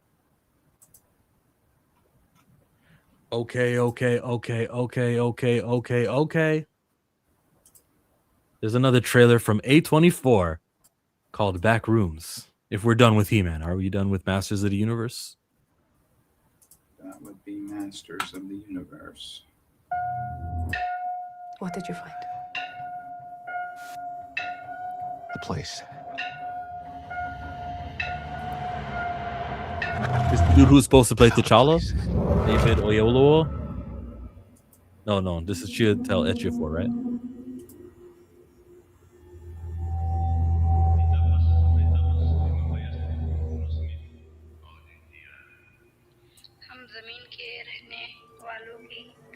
Hello?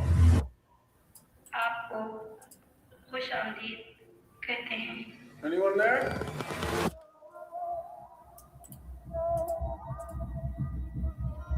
Look, I know how this sounds, but you gotta understand, it's massive in there. I'm not saying I don't believe you. Okay, I'm gonna come back here with proof. All right, you filming? Yeah. Follow my lead. Clark, what is this? That's what I'm trying to figure out. I've been there every night since I found the place, and I still barely scratched the surface. All right, just take it slow.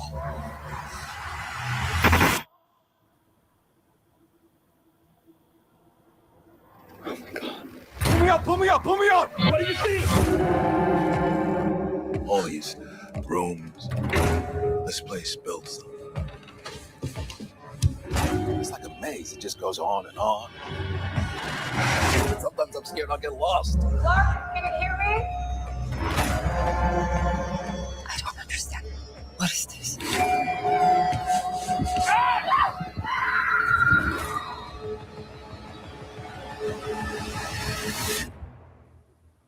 It's beautiful. Am I right?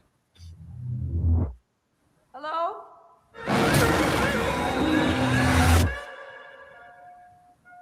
Oh, hell yeah. Hell to the yeah. I will definitely be watching that one. Okay. I know why it's called Backrooms. Hey, there's no monster. There's no... Oh, there could be, but they didn't show really like anything too spooky to me. That is typical horror movie, but this is just... Look, the rooms. The mystery. They'll get you. Yeah. Like, where is he? How did he get here? This looks really good. The mystery behind it, the intrigue of it being, I guess, all these rooms, and we haven't seen whatever the entity or paranormal activity figure might be. But yeah, no, this looks interesting. Looks good. Looks good. Right up there on that horror, thriller, edge of your seat mystery stuff I like. We're gonna find out he's in a mental home, I bet. Just like Woman in the Yard. Oh shit! I didn't finish Woman in the Yard because that was some bullshit. But was that what happened? They were in a mental institution. It's based off of a YouTube creepypasta. Well, yeah, no, it looks great. Looks good. The mystery, the intrigue. We'll be checking it out. A24. They don't miss.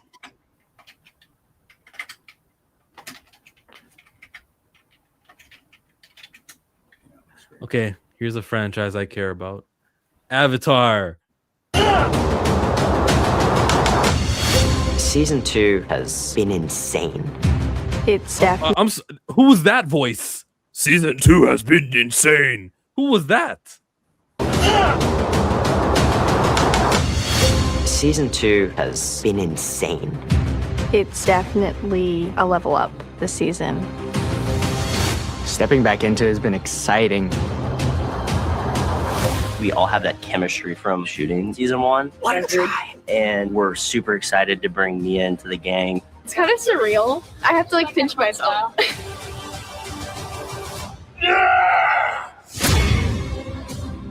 Every time I walk to set, my jaw is on the floor. Seeing Bossing Say is incredible. They've like built it all outside. Being a fan of the original, I'm freaking out on the inside because now that we're past season 1, we're into the real meat of the story. And especially with the fight scenes that we have this season, it's mind-blowing to see how much everyone has grown. All the bending styles are really elevated this season. And I'm so excited for fans to see what's next for these characters.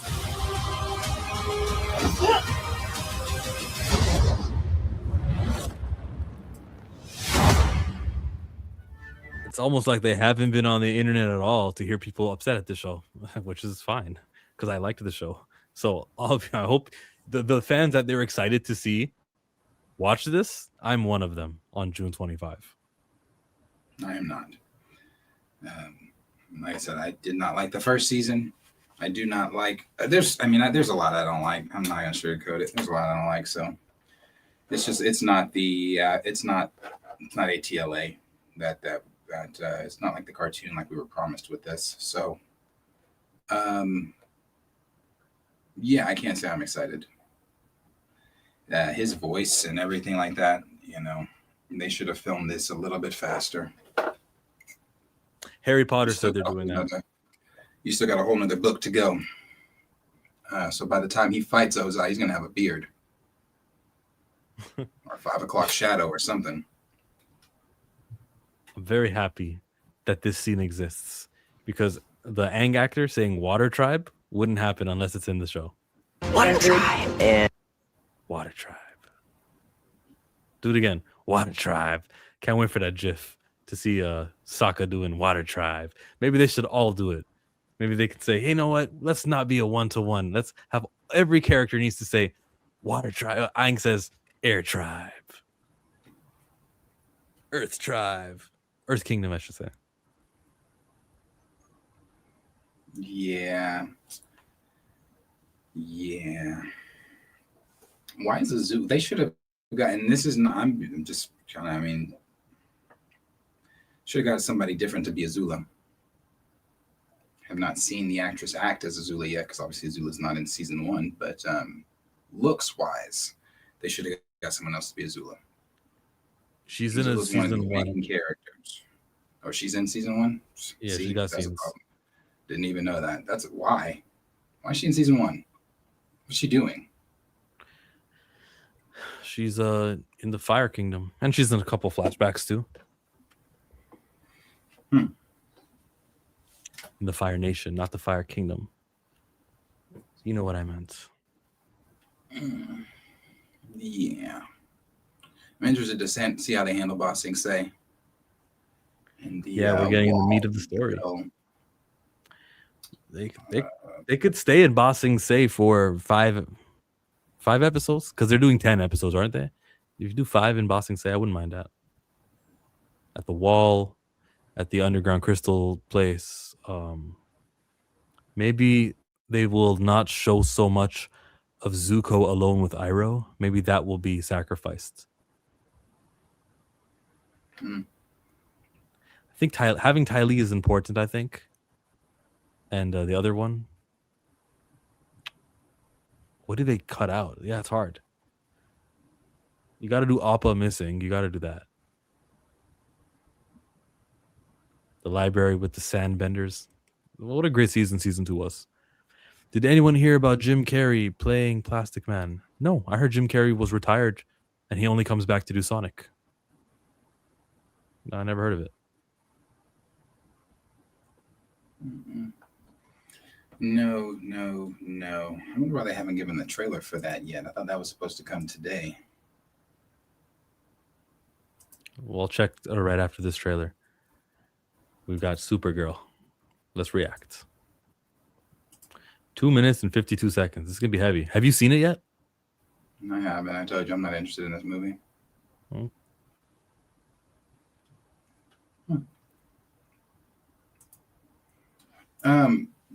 I wasn't watching at the very beginning. Did something happen to crypto or something? Is that the MacGuffin? So they're gonna try to find the Brickens to get the antidote and save the dog and save the world. Yeah, they sniped me, so because of the trailer. Oh. Well, we'll be back in a second. Anywho, I liked it a lot. It was worth. You got to play the trailer in slow speed. That's a good advice. I think it's. James Gunn's got to lift this problem where we get copyright claimed and then get removed. James Gunn cannot allow this to continue happening. We're trying to promote your I don't film. even know why this is even happening. It's a reaction to a fucking trailer. It's a fucking trailer. Yeah. And what really pisses me off about shit like this is you've got channels like that reaction channels that purely only do reactions. That's the crux of their fucking channels. And I don't know if they're getting copyright struck for doing these or not, but I don't understand how a trailer is copyright striking you. Shit pisses me off. Stream suspended for policy violations. Fuck, you know what? Like I said, so now that since you struck me, I don't think it looks good at all. I think the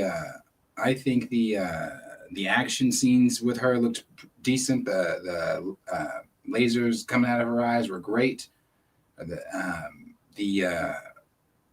mean, when we did see her swing a punch, I guess it was pretty cool. But as far as the story goes of it or whatever's going on, I just don't really care.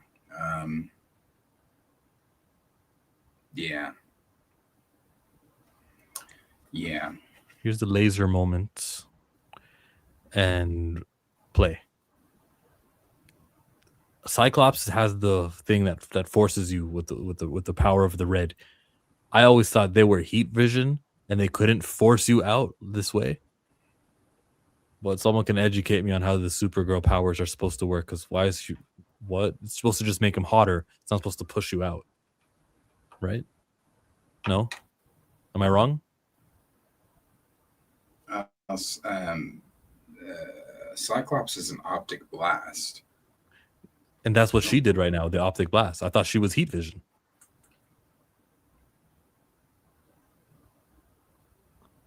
This is concussive force. I don't know, but stop playing that. Before they get it again? Yeah, before they hit. I got you.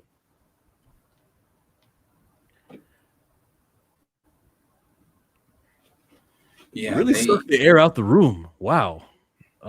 Thank you, James Gunn, for that. Very annoying. I mean, like I said, I'll see Supergirl, but it's not one that I'm like counting down for or looking forward to, or it's one, to be honest with you, that I'm probably going to, because it happens all the time. I'll pass the theater and then I'll see a bunch of cars out there and I'll think to myself, why is the theater packed? What's in the theater? What's playing right now? And I'll look on the Regal app and I'm like, oh yeah, I doubt all those cars are there for Supergirl, but that is what's in theaters right now. Then I'll probably still not go see it, but eventually see it.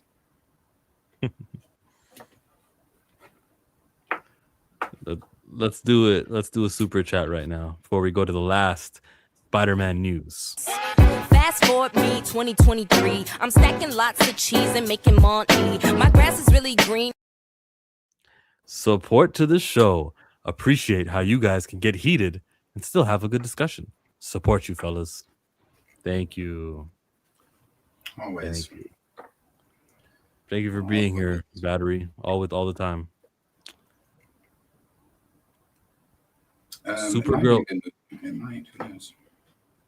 Go ahead on that one, Supergirl. What?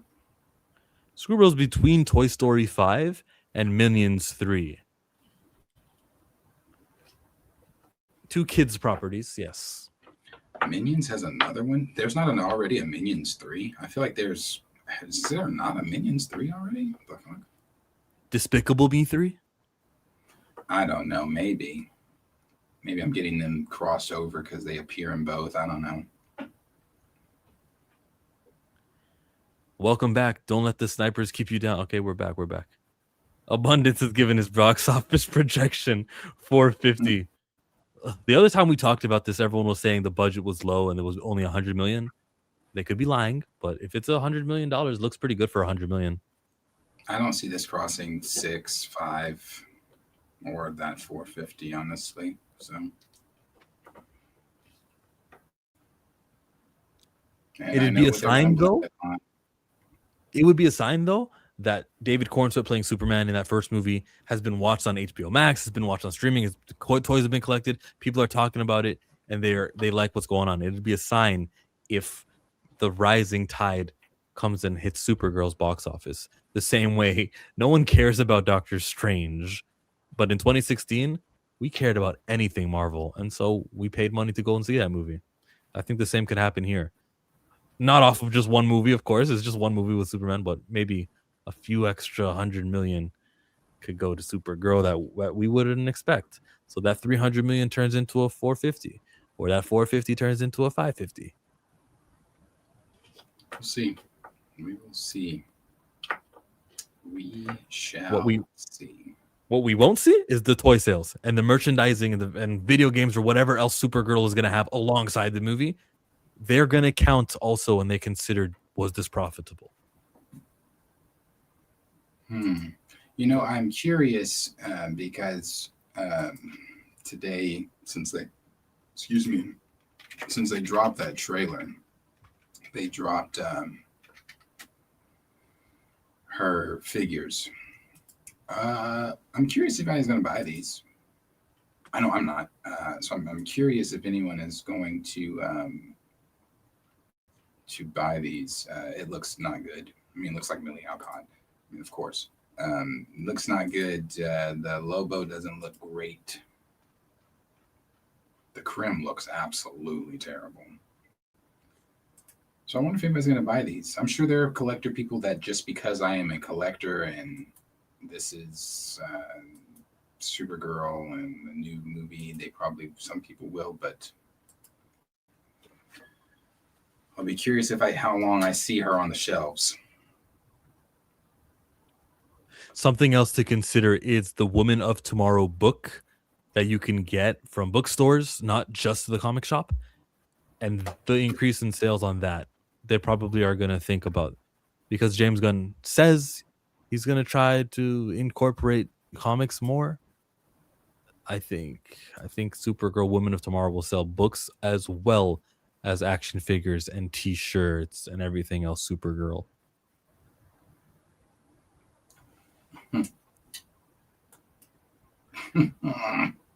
Moving along. Spider-Man.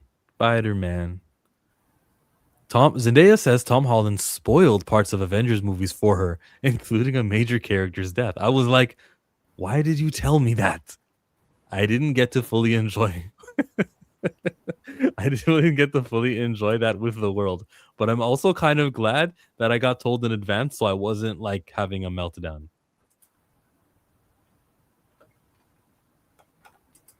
Wonder who died. If I was close to Tom, I'd want to know everything. Everything that they've told you that's happening, I want to know. What's happening in the movie? Who dies? Who survives? What's the plot? And he'd tell you because he can't hold it in. So I'd want to know. It sounds like she's talking about Infinity War or Endgame. I didn't get to fully enjoy that with the world. So she's talking about a movie that already happened. No, she's speaking in past tense of their conversation. She didn't get to enjoy what he told her with the world. No, I read it differently. I read it as if she's talking about Infinity War or Endgame, but you think that she means the upcoming movie she already knows what's going on with Doomsday? But the world didn't enjoy that yet.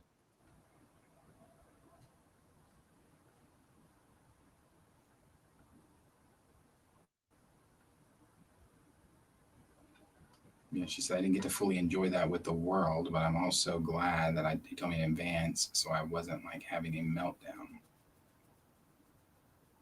And I think she's talking about a future.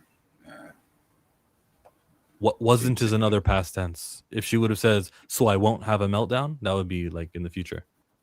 But she said wasn't having a meltdown. Look at the article. I assumed she was talking about Infinity War Endgame. Well, okay, let's look at the article. Where's the article?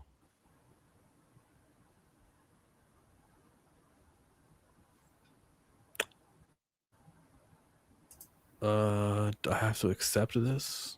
I do not want to accept the the cookies thing, so I will not look at the article. Either way. Tom Holland spoiled a Avengers movie to his girl Zendaya. I hate that about them. Let me see.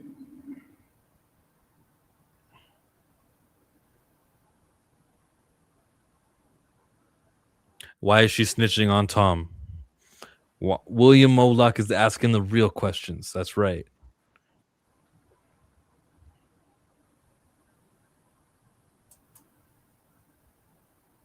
Yeah. I'd want to know everything. If I had somebody that was in the MCU. What'd they tell you today? All right. What are you shooting tomorrow? Who's in that scene? What's the dialogue? What's some of the subplots? Yeah, I'd want to know it all. Any ad libs today? Every day they come back from the he would come back from shooting. I'd want to know. Not so much of it wasn't an easy shoot. No, give me the details. What color was Feige's hat? Yeah, give me the details of what's going on. That's another thing we don't talk about enough. Feige wears the same musty hats all the time. He needs to do something about that. And he needs to recast T'Challa. Leave that man alone. He can wear whatever hats he wants to wear. So, what happened today on set? Yeah. Darius wants the full Dear Diary. Ain't no fun in that. I would want it too, but I realistically, like, do I want to enjoy a 2-hour movie more than I want to know what's going on? And the answer is I want to have the best time at the 2-hour movie. But I'm just not responsible enough to, like, if I have access, I'm dating the actor, I'm gonna ask. Yeah, see, for me, I'm not. My experience is never cheapened by what I know going in. I still have the same reaction. Like I knew about the whole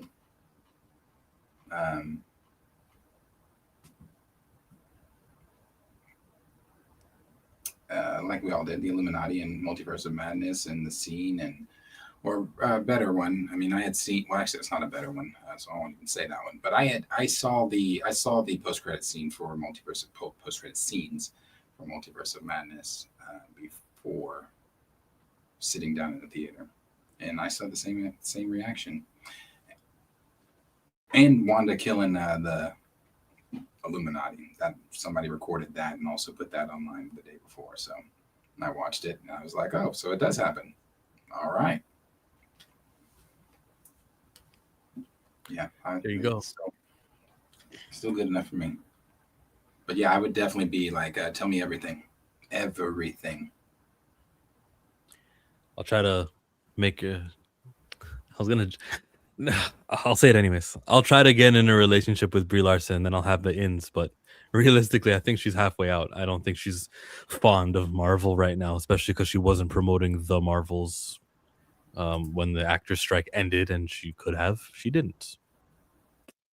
They also didn't pay her to do so. I think. I don't know.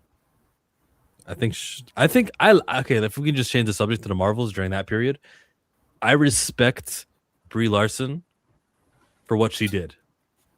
Even though as a fan of the genre, as a fan of movies, as a fan of the character, as a fan of Iman Vellani, and a fan of everything, and a fan of women and women in cinema, I think what she did has by not promoting the movie and by not doing the red carpets and all that stuff that she could have been doing, I think it hurt movies in the long run. The movie was probably still going to perform poorly, but it probably wasn't going to make 200 million like it did. Maybe if it made 300 million because Brie Larson was going around and in the last minute promoting the movie, maybe I don't know the power of an actress, but I just know that what she didn't do, which was promote the movie right after the actor strike was done, which was that Friday or that Saturday. If she would have just gone, hit up the TV shows and done the interviews with all those streamers and all that stuff, she would have done all that stuff that she could have. Maybe we'd be in a different situation in Marvel, maybe with fans and how many things get greenlit, maybe. We shall see. It wouldn't have helped the fans who hate her, yes. It would not have helped the toxic people, yes. This dude, not to change the subject, I'm watching this video. It's on my Twitter homepage. He's just jumped out of I'm assuming helicopter or airplane with a giant bowl of M&Ms as he released them. So is that not dangerous? Is that not dangerous? Can that shit not come down and impale someone through their fucking skull? I mean, I know it's an M&M, but have you seen the video of people dropping pennies? Like, if you were in an unfortunate spot when they drop that penny, you're likely going to die. Yeah. You ever been in a tall building like that where you're tempted? Like, do I not? I am not proud of this. Actually, I'm not even going to say it. So yes, don't say it. Don't look. We did everything in the chat that we were going to talk on. I mean, let's go. I'm not. Only thing I will say too, I'm not giving a story. Is me and my brother were very young. I'm not proud of the actions we did, but we did some shit from high up to some people, and it wasn't nice. Thank you for being a friend. Oh, remember that you can pre-order the Dakota Incident. No, you're not paying attention. It's too late to do that. The pre-orders are in. So collect it on April 22nd because you told your shop you were going to pre-order it. Don't leave them hanging. And let's make a difference. Hooray. Static. You think you kill someone with a peanut? Yeah, I know they have more structural integrity, but I mean, from that distance, something going that fast toward the ground, I don't know if it'd kill you, but it damn sure would hurt. If an M&M hits you from the height he's at a height where the ground looks like it looks. Let me see. Yeah, it's just like shapes. The ground is just shapes. So if I don't know, I don't think it'd kill anybody, but it definitely you feel that shit. You would definitely feel that shit. I don't know if it has peanuts in it or not. I just know that I just feel like this is highly irresponsible because that is a giant bowl, and there are thousands of those in there. Hey, yo, last bit here. There is a Supergirl poster, okay? I like the way it looks. It's heroic. It's the Superman. It's the superhero dropping and pose, that thing. The 3-point pose, that thing. That's what I'm talking about. I like the poster. Not a bad poster. Yeah. Hair blowing in the wind because she just dropped right away. That's why there's so much impact. The hair even flows. She said, Krypton Tribe.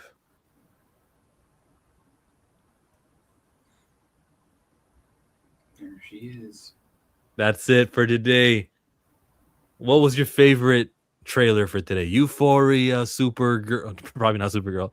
Was it the snippet from Darth Maul? What's the favorite thing we played? I don't know. Probably Backrooms. They were all right.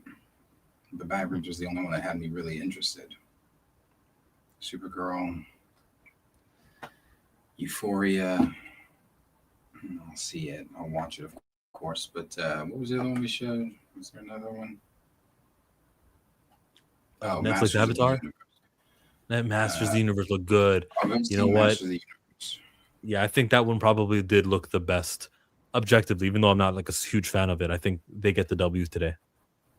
Yeah, I'll go see Masters of the Universe. But the others, yeah, we'll see. Andre said you going back and forth was the best part. Scary Movie is still gonna outperform Supergirl and a lot of other big films. Oh, I just don't know how Scary Movie's been so many years, and I don't even know how much the old ones made. I don't think so. I don't think so. I don't know. I like the scary movies. So I'll see that one. I still maintain though, if they do White Chicks 2, I don't know if they even should do White Chicks 2. It's one of my favorite movies. I don't know if they should. Yeah, waiting for Gen Z to be offended on TikTok about Scary Movie. Yeah, same with White Chicks. That's why I said I don't think they should. I mean, you can't do it the same way. This ain't 03. This ain't 03. But we'll see. I mean, I guess you can if they're doing Scary Movie the exact same way they did the old ones. Then I mean, it's the Wayans. Why not? It's the Wayans. But I think that's. I don't see anything else that has been put out from today. Oh crap. Oh, okay. No, I don't see anything else that was put out from today. Remember the rap I said at the beginning of the stream? I said 2 hours and a little. That's now.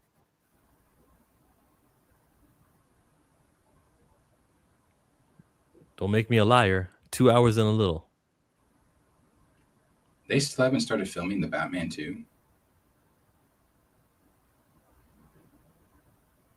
Is that right? Is that accurate?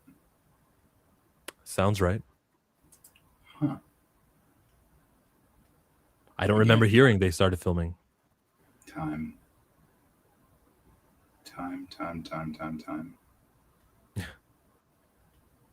Okay, that's only the other thing I see. Other Robert Pattinson just saying that I'm so excited to be doing it again. We'll probably finish the drama tour in a week, and then I'll immediately start doing Batman stuff.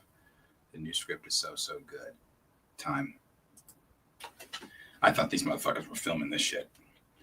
I didn't know that we were still sitting at home waiting to day damn one upset. Time. All right. That would be it then.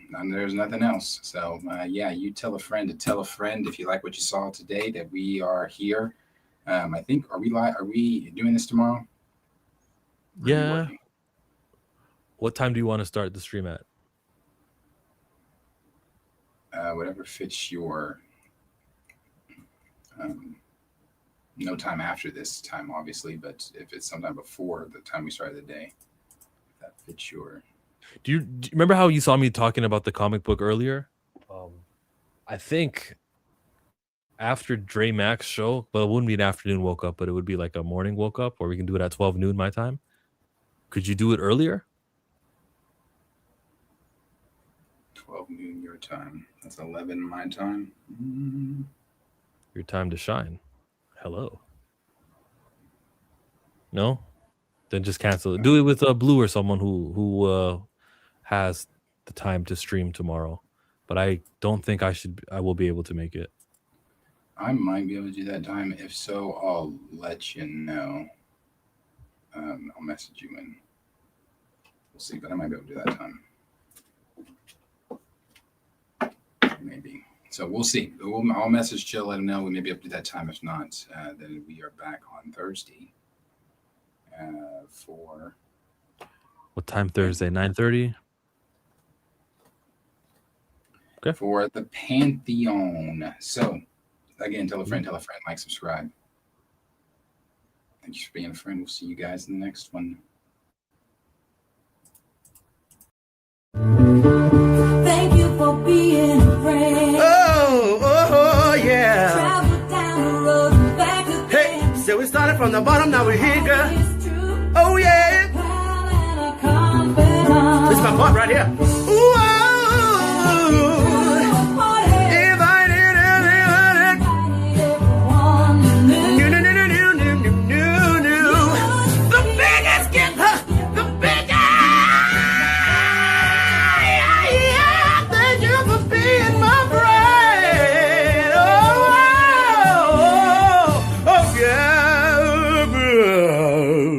Hallelujah.